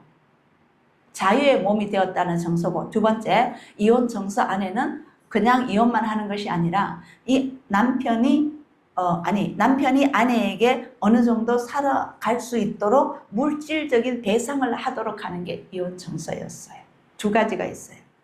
그 다른 말로 하면 자유의 몸이라는 것을 인정하는, 그 다음 다른 사람과 결혼할지라도 이게 죽지 않게 되는, 세상과 이혼한 우리는 어떻게 돼요? 그 정서를 받아야 돼요. 우리는 누구랑? 세상과 이혼해야지요. 아멘. 남편과 이혼하는 것이 아니라 그 정서를 받아야, 세상과 이혼해서 남편 외에는 어디도 쳐다보지 않는 정절이 있는 자가 돼야 되잖아요. 아멘. 예, 그래서 진리가 너희를 자유케 하리라. 우리는 그럼 결혼한 대상자는 누구다? 예수야. 그럼 진리와 결혼했습니다. 아멘. 예, 자, 다시요. 안식일에 대해서 이제 다섯 번째. 이걸 참 아무리 봐도 답답합니다, 저는. 이는 엿새 동안에 나 여호와가, 출애굽기 20장이면은 무슨 장이에요? 시내산에서 십계명 받는 장이죠. 거기에 들어가 있는 말씀입니다. 이는 엿새 동안에 나 여호와가 하늘과 땅과 바다와 그 가운데 모든 것을 만들고 제7일에 쉬었음이라. 그러므로 나 여호와가 안식일을 복되게 하여 그날을 거룩하게 하였다. 그럼 안식일은 무슨 날이다? 복된 날이다. 또 안식일은 무슨 날이다? 거룩한 날이다. 복된 날이요, 거룩한 날이다. 내가 거룩하니 너희도 거룩하라. 거룩해지고 싶으면 하나님의 거룩한 날에 들어와라. 안식일에 대해서 생각을 좀 바꿉시다. 너는 기억하라. 다시 신명기 5장은 무슨 장이에요?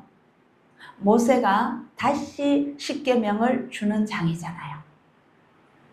너가 애굽 땅에서 종이 되었더니, 자, 이 안식일을 모세는 어떻게 설명하냐면, 하나님께서는 창조로서 7일째 쉬었다 했는데, 여기서는 출애굽했는 것을 말해요.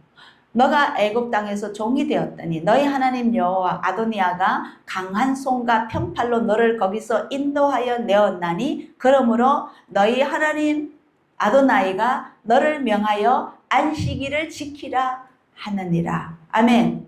종이 되었던 곳에서 하나님의 백성으로 데리고 나왔다면 너희는 누구 것이다? 하나님의 것이다. 그러면 그분 안에 들어가야 된다. 애굽에서 안식일 지켰어요? 못 지켰어요? 종이었잖아. 종은 쉼 없이 일했어야 됐거든요. 쉼이 없어요. 그래서 계속 일만 하다가 모세에게 뭐라고 얘기하냐면, 이 자들은 내 백성이래. 그 바로에게 가서 전해라. 나에게 제사를 올리도록 보내라 하거든요. 출애굽시키는 목적이 이스라엘 백성에게서 제사를 받고 싶어서. 그러니까 사흘 길 가서 우리가 하나님께 제사를 올리겠다. 제사 올릴 시간을 안 줬어요. 성전도 없었을 뿐더러 제사 지내는 애굽에서는 전혀 그런 법이 없었고 하지 않았거든요. 이제는 하나님께서 내 백성에게 내가 제사를 받고 싶다. 있어요. 나중에 가셔서 읽어보세요. 에레미야 31장에서 이 규정이 내 앞에서 폐할진대. 뭐가? 이스라엘 자손도 내 앞에서 폐함을 입어 영영이 나라가 되지 못하리라. 만일 그 규례들이 내 앞에서 떠나 없어진다면 그때는 이스라엘의 시도 내 앞에서 영원히 민족이 되지 못하리라. 나 여호와가 아도나이께서 말씀하니라. 이 말이에요. 자, 밑에 만이라는 것은 에레미야 31장 36절을 약간 해석해서 풀어놓은 거예요. 제가 36절을 읽으니까 이해가 좀 덜 돼서 저게 풀은 건데, 자 보세요. 이 규정이 내 앞에서 폐할진대 이스라엘 자손도 내 앞에서 폐함을 입어 영영이 나라가 되지 못하리라. 구원이 없다는 거예요. 이스라엘 백성들이 버림을 당한다는 거예요. 안식일을 안 지키면. 만일 이 규례들이 내 앞에서 떠나 없어진다면, 안식일을 안 지키고 안식일이 규례 안에 들어가잖아요. 이 안식일을 안 지키고 이 명령을 율법을 안 지키면, 떠나가면 그때는 이스라엘의 이스라엘 조위의 자손이 돼 있죠. 시도 내 앞에서 영원히 폐함을 입는다는 거예요. 민족이 되지 못하리라. 십계명에 안식일이 들어있잖아요. 영영이 제외된답니다. 안식일을 안 지키면. 무서운 말씀 아니에요? 우리 한번 새기고 고민합시다. 이사야서 66장 마지막 장입니다. 이거는 계시록과 동일하죠. 나 아도나이가 말하노라. 나의 지을 새 하늘과 새 땅이 내 앞에 항상 있을 것 같이 너희가 누구예요? 이스라엘 자손과 너희 이스라엘 이름이 항상 있으리라. 자, 새 하늘과 새 땅에 들어가게 되리라 이 말씀이죠. 아도나이가 말하노라.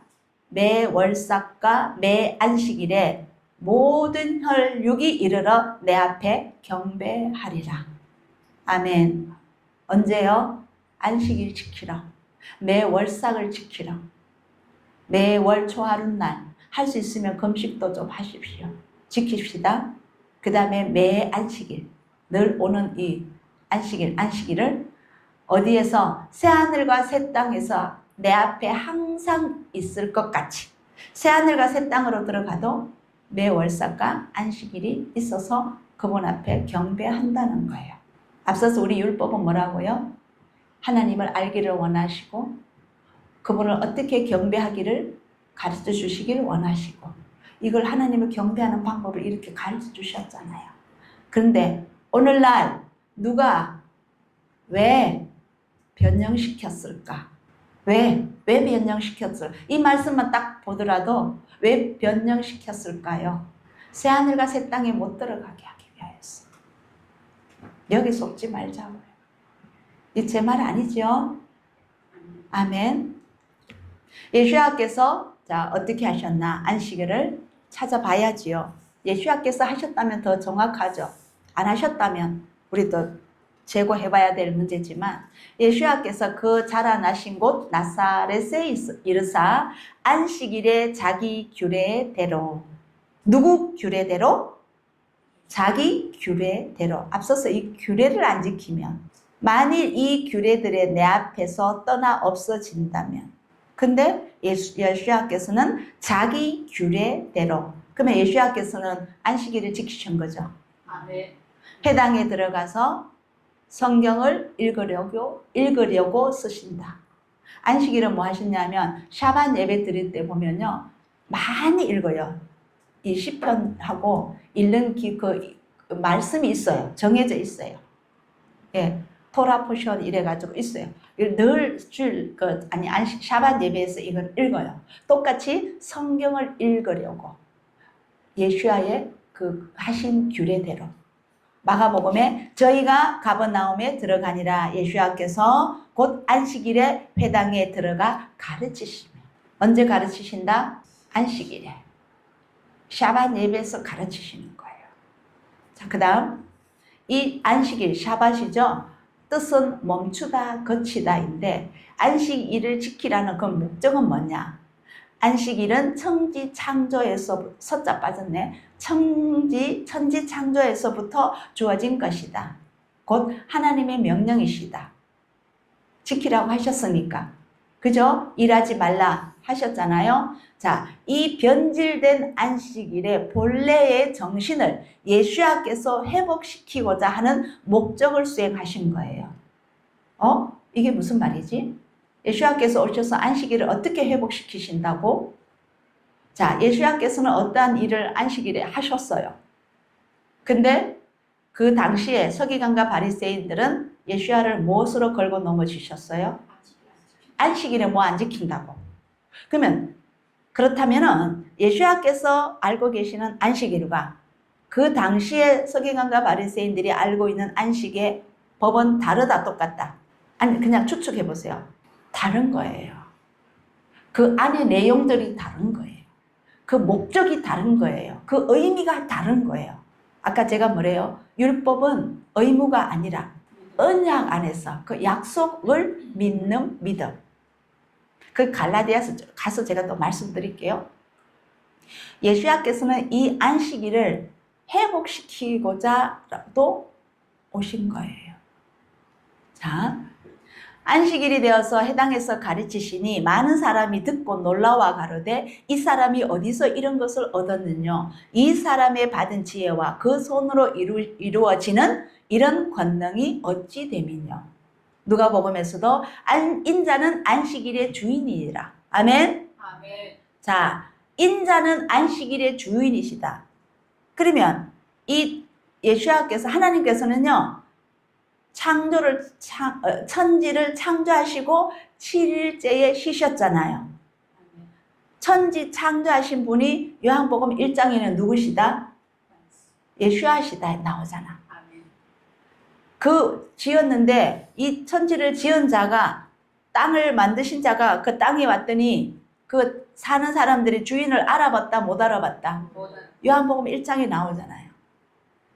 하나님께서 지으셨다고 하는데 실제로는 예수님께서 이 천지 창조를 하신 거예요. 근데 그러면 안식일의 주인이 7일째 쉬었다는 창세기 그 말씀은 예수님께서 하신 말씀이에요. 아멘. 그래서 인자는 안식일의 주인이야. 안식일은 사람을 위하여 있는 것이다. 새기세요. 사람이 안식일을 위하여 있는 것이 아니니 이러므로 인자는 안식일에도 주인이니라. 아멘. 주인이 된다는 건 뭐냐? 안식일은 사람을 위하여 있다. 이게 무슨 말일까? 안식일이 그 의무적으로 행하기 위하여서 사람이 있는 것이 아니고 이 안식일이 사람을 위하여 있는 것이네. 무슨 말씀일까요? 자, 인간을 억제하게 하는 것이 아니라 인간의 안식일은 본래의 목적은 뭐냐? 인간을 향한 본래의 목적은 뭐냐? 쉬어라 했죠. 예수님께서 쉬셨잖아. 그리고 생명의 회복이에요. 아멘. 6일 동안 노동하다가 쉬어라. 그 다음에 기쁨의 날이에요. 자, 기쁨의 날이 뭐냐고 1장 31절에 나옵니다. 하나님이 그 지으신 모든 것을 보시니 보시기에 심히 좋았더라. 하나님이 지어 놓으시고 기뻐하셨어요.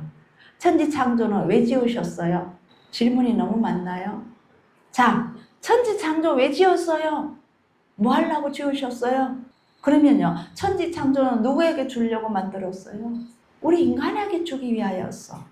이 땅에 이렇게 살고 다스리고 충만케 하고 번성케 하라고 아담에게 주기 위해서 만들었어요. 아담 이후의 세대들 인간에게 주기 위해서 천지창조하신 거예요. 다 만들고 사람까지 딱 만들고 나니까 너무너무 기쁘신 거예요. 보시기에 심히 좋았더라. 그럼 오늘날 우리도 이 세상에 살아가면서 하나님이 저 기뻐하심을 받는 날이 안식일이에요. 아멘. 아멘. 근데 왜 그러면 당시에 유대인들과 서기관들이 이렇게 옥죄어해서 어떠한 법으로서 안식일을 잘못 알고 있었을까? 히브리적으로 보면요, 율법 해석학에 할라카라는 그 법이 있어요. 책도 있고 법이 있어요.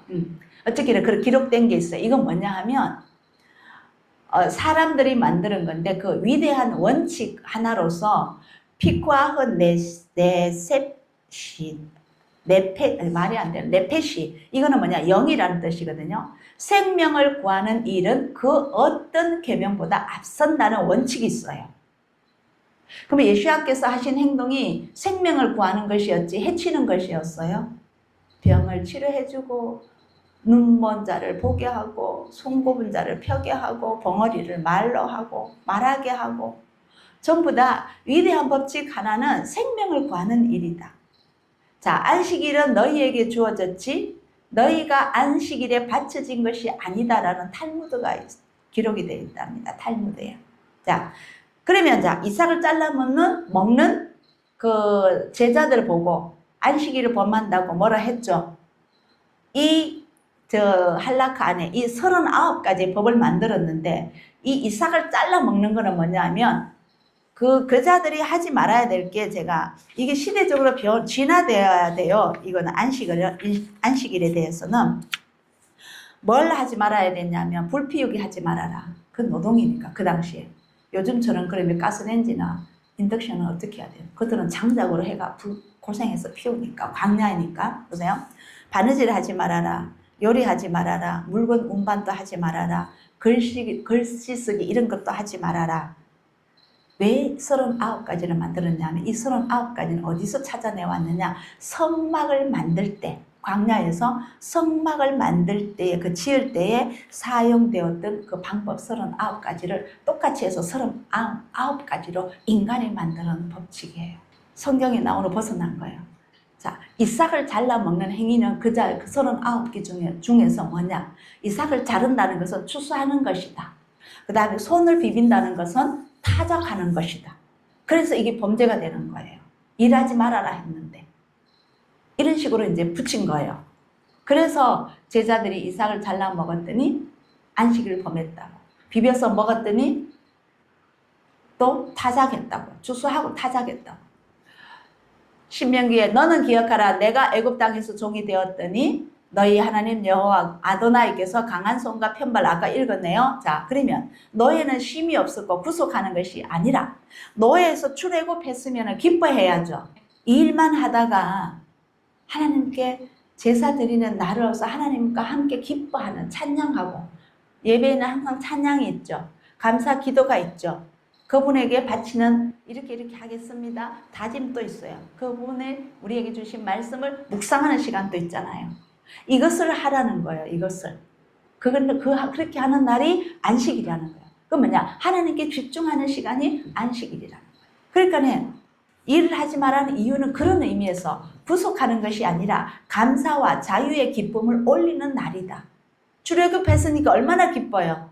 그 마음으로 드리는 것이 안식일이다 이거예요. 안식일은 인간이 안식일을 지키기 위해서 창조된 것이 아니라 하나님이 인간을 만드신 후에 그 하나님을 찾고 그분의 사랑 안에서 소통하며 사랑을 나누는 기쁨의 날, 축복의 성일이라는 것이다. 제가 요약해서 적었습니다. 정죄 판단하는 날이 아니라는 거예요. 이 법 갖다 대고 이 법 갖다 대고 이 잣대 갖다 대고 저 잣대를 갖다 대면서 심판 정죄하는 날이 아니라는 거예요. 아멘. 감사 기뻐하는 거예요. 그러면 그들은 왜 안식일을 범한다고 공격했는가? 여기 나오네요. 율법을 어겨서가 아니라 안식일을 지키는 구체적인 할라카, 율법의 실천 규정을 만들어 놓고 거기 규정에서 벗어나면은 무조건 안식일을 범한다고 정해버렸는 거예요. 바리새인들이 안식일에 금해야 할 노동 39가지로 세분화해서 기록해놨어요. 그래서 그 예가 아까 제가 추수와 타작마다 드렸습니다. 예수님께서는요, 너희 중에 어느 사람이 양 한 마리가 있어 안식일에 구덩이 빠졌으면 붙잡아내지 않겠느냐? 그게 더 중요하다. 사람의 양이보다 얼마나 더 귀하냐? 그러므로 안식일에 선을 행하는 것이 옳으니라. 아멘. 자, 그 다음 6번째, 이제 이게 우리 집사님 질문이에요. 바울이 갈라디아에서 말하기를 율법의 행위, 한번 읽어봅시다. 사람이 어렵게 되는 것은 율법의 행위에서 난 것이 아니요 오직 예수 그리스도를 믿음으로 말미암는 줄 아는 고로 우리도 그리스도 예수를 믿나니 이는 우리가 율법의 행위에서가 아니고 그리스도를 믿음으로써 어이롭다 함을 얻으려 함이라. 율법의 행위로는 어이롭다 함을 얻을 육체가 없느니라.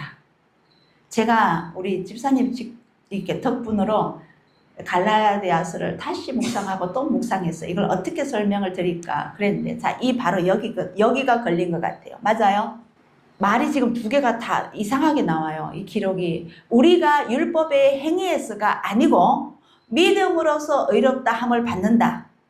율법의 행위로는 의롭다 함을 얻지 못한다. 이게 뭐예요? 이제 헷갈리게 생긴 거예요. 근데 딱 교회에서는 이거를 너무나 박수를 치고 대환영했어요. 율법의 행위로는 의롭다함을 받지 못한다. 여기 기록되어 있지 않느냐. 그러므로 우리는 율법은 그 시대의 사람들이고 우리에게 준 것은 아니다. 신약만 중요하지 구약이 중요한 것이 아니다. 이거가 나온 거예요. 정말 그럴까요? 이거예요. 바로 이거. 저한테 엄청 큰 걸 주셨어요. 설명할 기회를 주셨어요. 자, 갑니다. 율법을 지켜서 구원을 얻는다고 그 당시에 이스라엘 백성들은 생각했어요. 그래서 분명히 말합니다. 율법을 지켜서 구원을 얻는다고 생각하지 않았습니다. 이스라엘 백성들도. 그들은 이미 그럼 무슨 생각했느냐? 율법하고 상관없이 그들은 그 이스라엘 백성들은 서기관과 바리새인들은 이미 아브라함의 자손으로서 하나님의 선택함을 받아 언약 안에 있다고 믿었습니다. 이거 혹시 어디에서 많이 들어본 유사한 거 아니에요? 오늘날 예? 이미 선택받았으니까 응. 구원은 이거죠.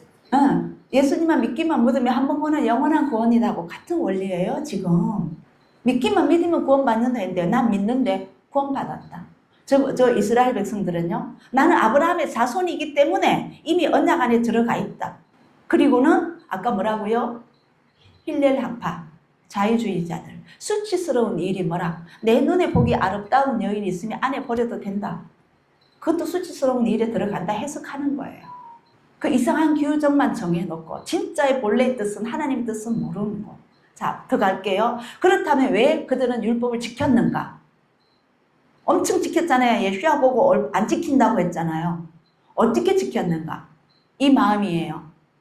나는 또는 내가 하나님의 선택을 받은 백성이다.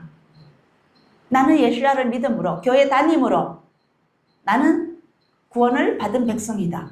라는 사실을 증명하고 유지하기 위해서였어요. 나는 아브라함의 자손이다. 그래서 여기 성경에 보면 뭐라고 합니까? 너가 모세보다 더 크냐? 우리의 조상은 누구다? 아브라함이다 나오잖아요. 사랑이 아닌 자신의 과시에 빠져버린 거예요. 순종이 아닌, 겸손이 아닌 자신의 과시에 빠져 어느 날 기독교하고 너무너무 동일해요. 제가 이 말씀을 다시 묵상하다 보니까. 그러면 뒤에 나옵니다. 그럼 믿음이 무엇인가? 믿기만 그리스도를 믿음으로 말미암아 구원을 얻느니라. 율법의 행위로서는 말미암아 구원을 얻지 못하니라. 오히려 저주를 받는다고 했습니다. 뒤에 가면. 자, 아브라함이 하나님을 믿으며 이것을 그에게 의로 정하셨다 함과 같으니라. 아브라함이 하나님을 믿었어요. 이 장이 무슨 장일까요? 창세기 몇 장? 15장. 자, 이 말씀이 뭐냐? 들어보세요. 믿음이 무엇이냐 하면요. 참 믿음은요. 하나님께서 아브라함을, 저 목사님 잘 들어보세요. 이거예요. 믿음이 뭐냐? 창세기 15장에 아브라함이 자식이 하나도 없었어요. 나이는 벌써 후 넘어갑니다. 그죠? 70 몇 세, 80 몇 세. 이삭이 87세, 6세인가 낳았죠? 87세에 낳았나요? 아, 이스마엘을 87세에 낳았을 거예요. 75세인가 부름을 받았고, 그 사이에요. 자, 근데, 그러면 창세기 15장에, 12장에 그 하나님께서 가라고 해서 부름을 받고 나왔고, 15장에 가면은 이제 나이는 많아지는데, 이거 어떻게 해야 되냐? 자손은 없고. 그래서 이제 고민하는 중에 하나님께서 아브라함에게 뭐라고 하셔요? 너 몸에서 나는 싫어. 너의 자손 후손을 삼을 것이다. 너 자손으로라고 합니다. 그러면서 불러내서 하늘을 쳐다보면서 봐봐. 하늘에 별이 무수히 많지 않느냐. 근데 나이도 많고 또 아무도 없는데 너 시로 인하여서 이 후대가 후손이 이렇게 많아지게 될 것이다. 얼마만큼? 하늘의 별만큼 많아질 것이다. 근데 아브라함이 땅에 안 떨어지고 바로 아멘 받았어요. 그리고 그걸 믿었어요. 아무것도 없는 그 무에서 유를 본 거예요. 그게 믿음이에요. 이 말씀이 여기 이거예요. 아브라함이 하나님의 그 말씀을 믿음에 이것이 그에게 의로 정하셨다 함과 같으니라. 그래서 믿음이 있는 자라. 아브라함은 의로운 자라. 그래서 인정을 받았거든요. 자, 근데 두 번째, 할례는 그럼 언제 받아요? 언약의 표는 언제 받아요? 17장에서 받아요. 창세기 17장에 가면은 아브라함이 아브라함으로 이름을 바꾸시고 사례를 사라로 바꾸시고 그 다음에 할례를 시키셔요. 근데 또 17장에서 바로 주셨어요.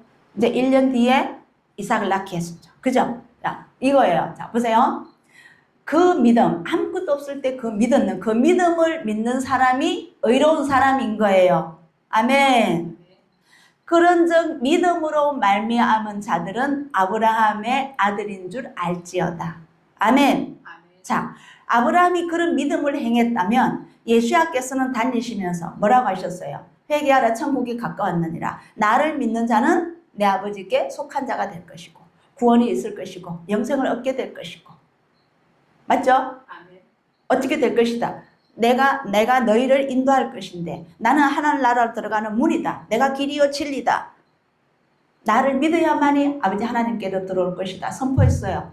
근데 그 당시 아무것도 이루어진 건 없잖아요. 부자였어요? 아니었어요. 뭐 가졌어요? 왕으로 왔어요? 아니었어요. 가난하게 살면서 그냥 목수의 아들로 왔을 뿐이에요. 아무것도 없는 데서 이 말을 믿는 사람이 있고 안 믿는 사람이 있었어요. 그런데 보세요. 그 다음 율법은 믿음에서 난 것이 아니라. 이건 무슨 말일까? 이를 행하는 자는 그 가운데서 살리라. 자, 믿음은 믿음에서 난 것이 아니라고 했습니다. 그럼 이 말씀은 무슨 말이냐? 믿음이라는 것은요, 그냥 아는 걸로서 그것이 나는 게 아니라 뭐를 해야 된다? 노. 자꾸 말을 틀려. 율법은 믿기만 믿어서 되는 것이 아니고 뭐를 해야 된다? 행하는 것이다. 그러면 믿고 난 뒤에 그 다음 그 믿음대로 행하는 것이다. 언약을 먼저 믿었습니다. 할례를 받았습니다. 그리고 나서 나는 아브라함의 자손이니까 나는 이미 구원을 받았어. 맞아요? 틀려요? 다시요. 언약이 뭐예요? 할례예요. 할례를 받았습니다. 받고 나서 그걸 믿으니까, 언약의 증표를 믿으니까 나는 이미 구원받았어. 돼요, 안 돼요? 아니라는 거예요. 이 믿음은 뭐냐? 이 믿음은 율법에서 말씀하신 그것을 모두 행하는 자가 믿음이다. 그거예요. 그러므로 이 율법은 믿음에서 난 것이 아니라 이를 행하는 자 가운데서 이 율법으로 살게 된다는 거예요. 자, 제가 밑에 그들이 지키는 제가 써놨죠. 자, 율법은요. 그들의 율법은 믿음에서 난 것이 아니다. 말씀대로 그대로 믿었어요. 여기다가 그들을 한번 붙여보세요. 율법 앞에 그들. 그래서 한번 생각해 보세요. 그들의 율법은 지금 지금 서기관과 바리새인들 말이에요. 서기관과 바리새인들이 그들이 말하는 그 율법은 믿음에서 난 것이에요. 아까 어떤 믿음이었어요? 이거요. 나는 하나님의 선택함을 받은 백성이다. 이미 아브라함의 자손에 하나님의 선택을 받아 언약 안에 있다고 생각을 딱 해버렸어요. 믿기만 믿으면 구원받는다고 딱 생각해버렸어요. 교회 다니면 천국 간다고 생각해버렸어요. 그런데 그들의 율법은 지금 하나님의 율법과 맞아요? 틀려요? 그래, 그들이 알고 있는 그 율법은 하나님이 말씀하신 그 율법에 난 것이 아니라 저거들 율법이다. 이거예요. 서기관과 바리새인들이 알고 있는 그 율법은 하나님이 말씀하신 그 율법이 아닌 거예요. 그래서 그들의 율법은 하나님이 말씀하신 그 말씀을 믿음으로써 나온 것이 아니라 그 율법을 행하는 자만이 살 것이다. 이 말이에요. 이해 안 됐으면 혹시 교회 영상 다시 들어가셔서 보시면서 그 앞에 그들의 율법 붙이세요. 그러면 서기관과 바리새인들이 하는 그 율법은 행하지 말아라. 아니다. 그럼 누구가 하신 것만 행하라. 예수님께서 하신 것만 행하라. 그거예요. 그래서 그걸 믿음으로 말미암는 것이다. 자, 그래서 갈라디아서 10장에요. 율법 행위와 율법 책에 기록된 것을 딱 분리시켜요. 그들이 행한 것은 율법 책에 기록된 것이 아니요. 그냥 율법 행위일 뿐이다. 아멘. 서기관과 바리새인들이 행하는 것은 율법은 그냥 율법의 형식적인 행위일 뿐이다. 오늘날 교회에 오는 것은 기독교인으로서의 행위일 뿐이다. 저는 여기 적용시키고 싶어요. 진짜 하나님, 그 안에는 뭐가 있어야 돼요? 사랑이 있어야 돼요. 아까 서두에 되겠죠? 하나님의 사랑이고 이웃의 사랑이에요. 그게 첫 계명과 둘째 계명으로 10계명을 나눴어요. 자, 그들을 하는 행위를 봅시다. 예수님께서 세리집에 들어가서 먹고 마실 때에 뭐라고 했어요? 죄인 집에 들어간다? 어떻게 손 안 씻고 뭐 먹느냐? 계속 이것만 따졌어. 근데 예수님께서는 세리집에 들어간 것은 그들을 구원케 하기 위하였어. 복음을 전하기 위하였어. 맞죠? 저거는 죄인이라고 딱 갈랐어요. 그러면 그 당시 유대인들은 이방인들과 말했다 안 했다? 음식 같이 먹었다 안 먹었다? 안 먹었어요. 이거에 뒤에 좀 더 해드리고 이제 가보세요. 그러니까 그들이 지키는 행위는 율법은 율법의 행위이지 책에 기록된 대로 하는 것이 아니다라는 거예요. 그래서 아까 뭐예요? 사람의 계명을 쫓아 헛되이 나를 경배한다. 이해되시죠? 벌써 뭐예요? 이방인이 기도하니까 뭐예요? 나는 저 사람보다 죄가 없어서 감사하다고 기도. 다 하나님 아브라함의 자손이 아니면 다 죄인이라고 다 정죄해버린 거잖아. 그걸 풀기 위하여서 예수님께서는 아니라는 것을 깨우치. 너그가 독사의 자식들아 화 있을진저 그자들이 독사야 되었었어요. 우리 지금 똑같아요. 이 기독교적 우리가 왜 제가 똑같아 갔냐면 이런 마인드를 가지고 있으니까 대체 신학이 나온 거예요. 저는요 구약에서 아무리 찾아봐도 하나님께서 이방인들에게 직접 말씀하신 건 없어요. 저는 아직 못 찾았어요. 혹시 누가 읽어보시다가 있으면 저에게 전해주세요. 성경 말씀을 전해주세요. 하나님께서 이방인에게 직접 말씀하신 적은 한 번도 아직 못 봤어요. 모두 이스라엘 백성들에게 말해요. 가서 전하게 되는 거예요. 우리도요 믿음이 누구게요? 땅 끝까지 이르러 내 증인이 되리라. 제자들은 누구였어요? 유대인이었어요. 이방인 아니에요. 자, 그러면서 율법 행위에 속한 자들은 저주 아래 있나니. 그 다음요. 기록된 바 누구든지 율법책에 기록된 대로 온갖 일을 항상 행하지 아니하는 자는 저주 아래 있는 자라. 다른 말로 하면 율법책에 기록된 대로 행하는 자는 복이 있는 자라. 아멘. 이 말씀이 되죠? 그러면 율법 행위에 속한 자는 저주 아래 있고 율법책에 기록된 대로 행하는 자는 축복된 자라. 맞나요? 그래서 지금 교회에서 그 말 진짜 많이 쓰거든요. 저한테도 그래요. 우리는 죄인인데 그거 어떻게 다 지키느냐고. 그러면 결국 뭐예요? 내가 살아있어요. 율법 내가 지켜요? 너 누가 지켜요? 성령님. 너 그냥 가느냐? 너 안 보이느냐? 누가 해요? 성령님. 그거예요. 제가 계속 얘기하는 게 안 죽으면 답이 없다니까. 내가 안 죽으면 부활이, 예수님이 안 죽으시면 부활 없어요. 내가 안 죽으면 그 아무도 내 안에 안 들어오셔요. 자, 갑니다. 네, 갑니다. 네네네. 그래도 이거 합시다. 2시간, 3시간 했는데 어때요? 깨달아가면 한 사람이라도 깨달으면 예수님께서 칭찬하실 줄 믿습니다. 갑시다. 네. 자, 바울이 지적한 그들의 율법 행위는 뭐냐? 첫 번째 할례입니다. 너희들이 우리 아브라함 조속으로 다 들어오고 싶으냐? 하나님 나라에 다 들어가고 싶으냐? 유대계로 개종해라. 유대계로 개종하려면 뭐 하냐? 할례부터 받아라. 이거를 강조하니까 바울이 팔팔 뛰는 거예요. 너희가 예수야에 본 사람도 있고 정인도 있잖아요. 너희가 보지도 못했느냐? 그분이 십자가에 못 박혀 돌아가시면서 어떻게 하고 가셨느냐? 우리 이미 그 모든 것은 다 징표는 십자가에서 끝났다. 그분을 믿으면 된다. 너희는 왜 성령으로 시작해서 육으로 마치려고 하느냐? 다시 초동학문으로 돌아가려고 하느냐? 거예요. 할례 필요하다 안 필요하다? 아니라는 거예요. 우리는 다 어디로 할례를 받는다? 거듭남으로 이미 다 받았어요. 자, 그 다음 두 번째, 음식 규정. 코쇼. 부정한 것이 들어간 것은 안 먹고 막 이런 거예요. 자, 세 번째가 안식일. 제가 이제 말씀 많이 드렸습니다. 그죠? 안식일에는 어디서 이제 차이 나는지 이해하셨죠? 자, 그럼 음식 규정에 가볼게요. 자, 갈라디아서 2장에 게바가 누구냐면 베드로예요. 베드로가 안디옥에 이르렀을 때에 책망할 일이 있기로 내가 베드로를 면책하였노라. 막 꾸중했다는 거예요. 감히 바울이 베드로를 꾸중한다. 무엇 때문에? 갈라디아서 2장에 나오는 말씀이에요. 야고보에게서 어떤 이들이 저희 할례 받은 자 똑같은 사람입니다.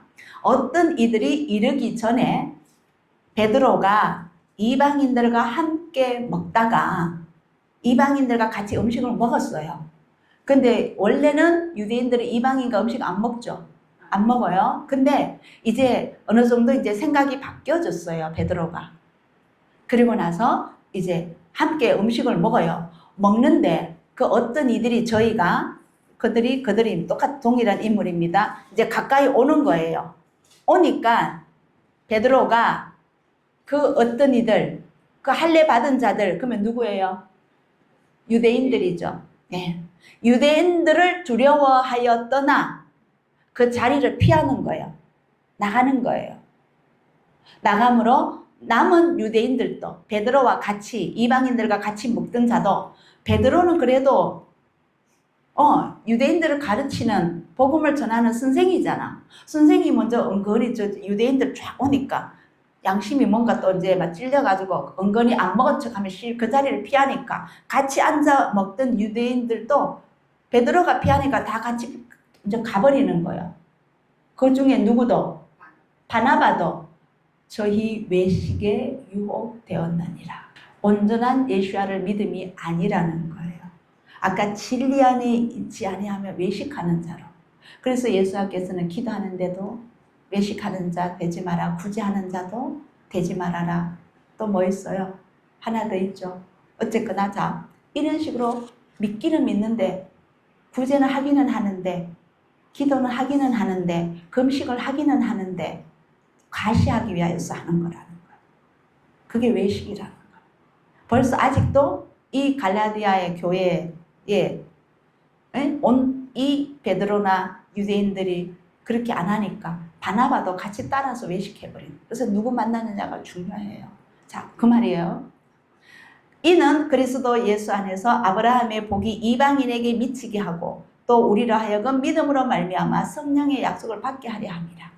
율법의 행위로 가는 것이 아니라 율법에 기록된 대로 우리가 행하는 것은, 내가 이것을 말하노니 하나님이 미리 정하신 언약을 430년 후에, 이 430년은 뭐냐면 애굽에 있다가 출애굽 시키는 그 시간이 430년입니다. 생긴 율법이 없이 하지 하나도 안 없애고 그 약속을 하나도 헛되게 하지 않았다. 모세에게 준 율법을 모두 다 하나도, 아니면 아브라함에게 준 율법을 하나도 안 없앴다. 그대로 다 있다 이 말이에요. 자, 그래서 이 약속들은 아브라함과 그 자손에게 말씀하신 것인데, 이것을 여럿을 가리켜 그 자손이라 하지 아니하시고 오직 하나를 가리켜 너 자손이라 하셨으니 곧 그리스도라. 이걸 믿은 아브라함은 의로운 사람이다. 자, 그러므로 율법은 의무가 아닌 약속 안에서 너와 씨가 이같이 많아질 것이다. 이 약속이죠. 하나님과의 아브라함의 언약이잖아요. 이 약속 안에서 그것을 믿음으로, 그 하나님께서 약속을 이루신다는 그 믿음으로 과정 안에서 가는 것이 뭐예요? 믿음입니다. 아멘. 우리도 지금 이 율법 과정 안에 있습니다. 죽을 때까지 율법 지켜야 돼요. 안 지키면 안 돼요. 그래서 바울의 율법의 행위라는 것은 우리 오늘날 우리 교파, 우리 민족의 규정을 따라야 구원을 받은 백성의 울타리 안에 들어온다는 종교적인 틀을 말하는 것이다. 우리 지금 기독교는 뭐가 문제예요? 교파가 너무 많아요. 너무너무 많아요. 전부 다 자기 것이 옳대요. 이게 문제죠. 자, 진정한 믿음은 할례, 음식, 개종이 아니라 예수와를 신뢰로 율법을 믿음으로 순종하고 율법의 주인을 나의 주인으로 섬기며 겸손히 이웃을 사랑하는 것이다. 종은 주인이 명하는 것만 해야 되지 다른 건 안 하죠. 주인과 종 관계, 그것도 예수님께서 말씀하셨습니다. 주인과 종 사이에서 좀 더 나아가면, 이제는 친구로 나아갑니다. 좀 더 나아가면 뭐예요? 정절의 신부로 나가요. 과정이에요. 그래서 노뱀 7번째 마지막, 여호와께서 기도하여, 아도나이께서 기도하여 이 뱀들을 우리에게 떠나게 하소서. 모세가 백성을 위하여 기도하매. 자, 이거는 민수기 21장인데요. 에돔 땅을 둘러서 이제 출애굽해서 가나안으로 가기 위해서 가다 보니까 이스라엘 백성들이 원망해요. 힘들다고. 그러면서 하는 말이, 늘 하는 말 있죠. 원망할 때. 차라리 애굽에 있을 걸. 거기서는 먹을 것도 있고 물도 있고 다인데 왜 이 광야에서 우리를 전부 다 매장지로 묻으려 하느냐. 애굽에는 땅이 없었느냐. 매장지가 없었느냐. 이런 식으로 원망하는 거죠. 이 원망을 하고 나니, 애굽에 있었더라면 좋았을 것을 원망하고 나니 아도나이께서 모세에게 이르시되 불뱀을 만들어 장대 위에 달아라. 물린 자마다 그것을 보면 살리라. 자, 원망하고 나서 무슨 일이 있었어요? 하나님께서 불뱀을 보냈어요. 집사님, 이거 막 불뱀 막 해서 물고 그 물리면 죽어요. 무섭겠어요? 안 무섭겠어요? 무섭죠? 그때에 모세를 통하여서 너가 불뱀을 만들어라. 그리고 짱대를, 백성들이 많을 거예요. 짱대를 세워서 불뱀을 매달아라. 근데 물린 사람이 아파가 죽는다고 함성 지르는 사람들이 이 불뱀을 보는 순간 다 살 것이다. 안 죽을 것이다 했어요. 그대로 행했어요. 그 말씀이 이거예요. 노뱀을 쳐다본 적 살더라. 자, 우리는 모두 다 이 말씀을 아시죠? 근데 여기가 조금 더 우리가 찾아가 가볼게요. 이제 오늘 여기서 비밀 좀 드릴게요. 재밌어요. 자세히 다시 또 집중합시다. 아도나이께서 기도하여 이 뱀들을 우리에게 떠나게 하소서. 모세가 백성을 위하여 기도하매. 두 개가 나왔네. 자, 이 불뱀은 무슨 말이냐? 아도나이께서 모세에게 이르시되 불뱀을 만들어 짱대 위에 달라. 물린 자마다 그것을 보면 살리라 했는데 이 불뱀은 무엇을 의미하느냐? 불타는 치명적인 독이 있는 강력한 상징을 의미해요. 근데 제가 뒤에 적었는 걸로 기억하는데 이 애굽에는요, 애굽 왕들이 쓰는 이 왕관처럼 파라오처럼 있는데 중앙에 무슨 그림이 있는 줄 아세요? 코브라가 그려져 있어요. 그 이집트죠. 이집트 가본 사람 혹시 그 파라오 봤어요? 왕 쓰는 그 이집트를 상징하는 거. 박물관에 가면 저는 봤는데 이 중앙에 코브라를 새겨 넣어놨어요. 그 당시에 이 뱀은요, 코브라가 힘이 있잖아. 이 뱀은 엄청나게 힘이 있다는 강력한 이미지로 이집트에서는 이걸 새겨놨어요. 근데 그것이 너희들에게 어떻게 하는지를 잘 보라고 하나님께서 불뱀을 보낸 거예요. 그 코브라를 보낸 거예요. 원망하는 자들에게. 왜 코브라, 해필 코브라일까요? 아까 뭐라고, 어디에 있었으면 좋았을걸? 애굽을 사모하고 애굽만을 좋아하는 그들에게, 그러면 애굽에 있다면 너희들이 애굽에 남으면 어떤 일을 당하는지 치명적인 독을 받을 것이라는 것을 알리는 거예요. 그래서 불뱀을 보내셨고 애굽은 불뱀과 같다는 것을 알리는 의미입니다. 애굽에게 돌아가고파 하는 그들에게 너희들은 불뱀에게 물리는 것과 똑같다는 거예요. 자, 여기 있네요. 이제 물렸어요. 물리고 나니까 다 죽어요. 옆에 사람들이 막 쓰러지고 죽어가고 있어요. 근데 이 노뱀을 봤더니 살았습니다. 그러면 오늘날 예수 안 믿는 자들이 다 지금 죽어 있죠. 영어로는. 아멘. 근데 이 십자가를 바라보고 십자가를 믿으면 살았더라. 동일하게 제가 이제 그렇게 매치가 되어서 적었습니다. 근데 쳐다본 적 살더라. 어떤 심정으로 봤을까? 제가 지금 불뱀이 물렸어요. 정말 죽기 직전이에요. 너무너무 고통스러워요. 근데 저걸 보면 산대. 어떤 심정으로 바라보실 것 같아요? 그냥 저거 보면 산대 이 정도일까요? 얼마나 간절하고 얼마나 집중 있고 얼마나 그걸 신뢰하면서 정말 나 살려주세요. 맞겠죠? 그걸 제가 그때 심정을 제가 오는 거예요. 믿음의 신뢰와 중심을 다해서 집중해서 순전함으로 바라볼 것이다. 아멘. 누구처럼? 믿음으로. 창세기 아브라함처럼. 네. 자, 모세가 노뱀을 아까 했습니다. 이 말씀이 요한복음 3장에서도 모세가 광야에서 뱀을 든 것 같이 인자도 들려야 하리니. 왜 들려야 하느냐? 그 이스라엘 백성들이 노뱀을 쳐다보고 살아난 것과 동일하게 이는 저를 믿는 자마다, 저가 누구예요? 예수와 영생을 얻게 하려 하심이니라. 아멘. 자, 그런데 참 궁금해요. 왜 하필 불뱀이었을까? 아까 제가 설명드렸습니다. 이집트 왕관 나와 있죠? 자, 너희가 집착하던 이집트의 실체가 바로 코브라의 독이 되어서 돌아왔다는 의미입니다. 근데 짱대 위에 달린 노뱀이었을까? 뱀을 만들면 나무로도 만들 수 있고 다른 것도 만드는데 왜 노뱀이었을까? 히브리어로 짱대는 네스라는 이름이에요. 네스. 그 의미가 뭐냐 하면 군대에서 군사들을 모으거나 승리 선언할 때 높이 드는 거랍니다. 근데 이게 하만도 이거 매달려 죽였죠. 근데 이게 나중엔 또 나무에 매달린 자는 하만 이후로는 저주받은 자라도 이렇게 십자가가 나옵니다. 자, 이는 승리를 의미합니다. 이때에는 독뱀이 아무런 해도 느낄 수 없는 금속 녹색 덩어리로 변해서 장대에 매달린 것이다.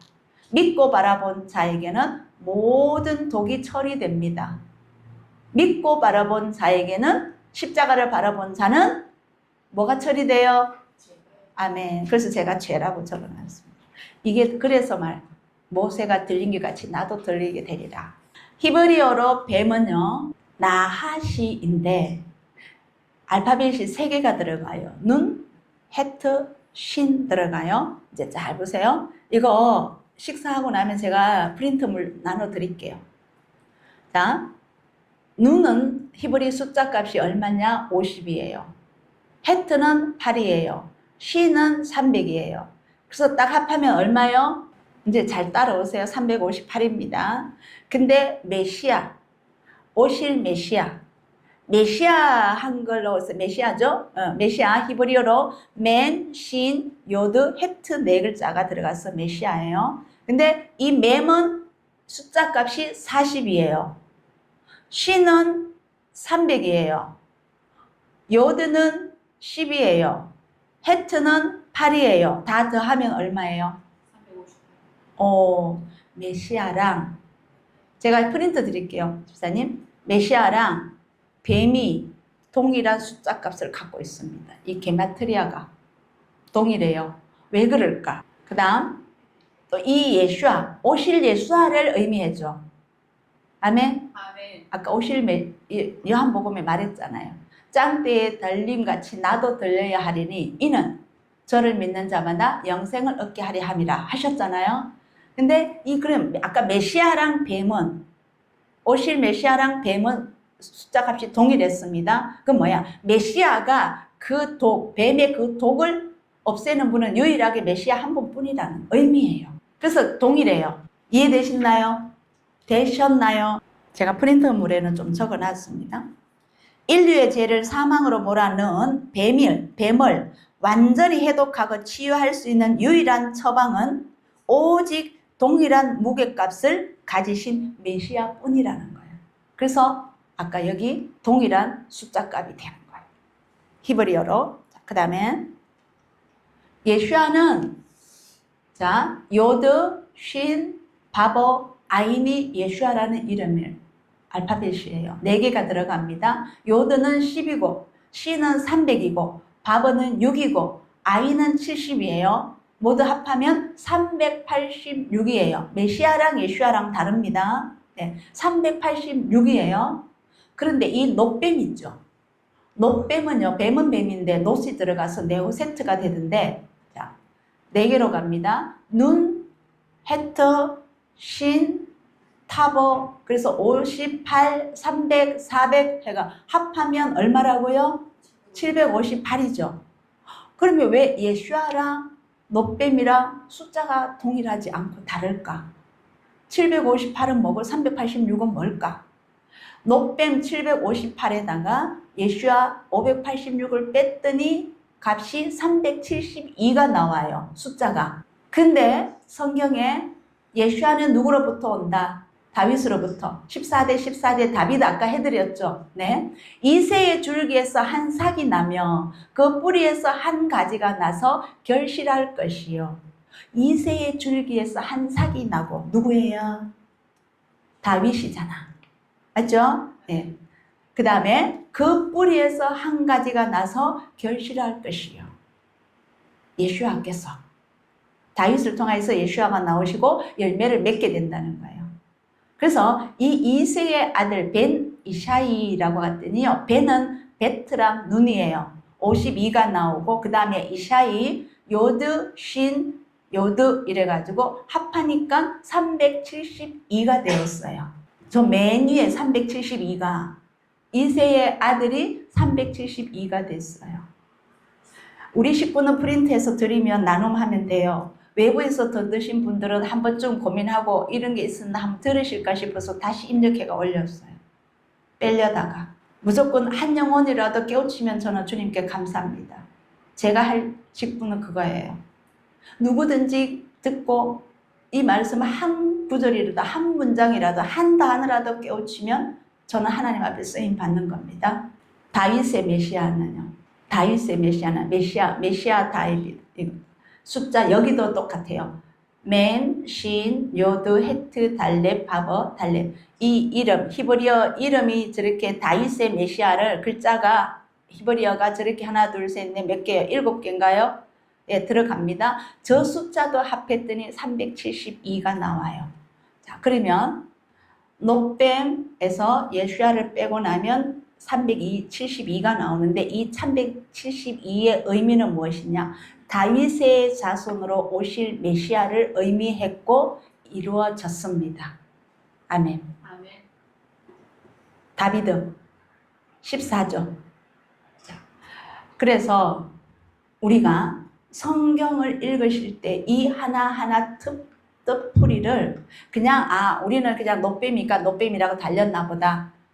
그냥 뭐 그렇게 됐나 보다 이러지만 여기 이렇게까지 가고 나면 뭐를 느꼈냐면 하나님께서는 이 정도로 세밀하게, 이 정도로 숨겨놓고, 이 정도로 뭐라 그럽니까?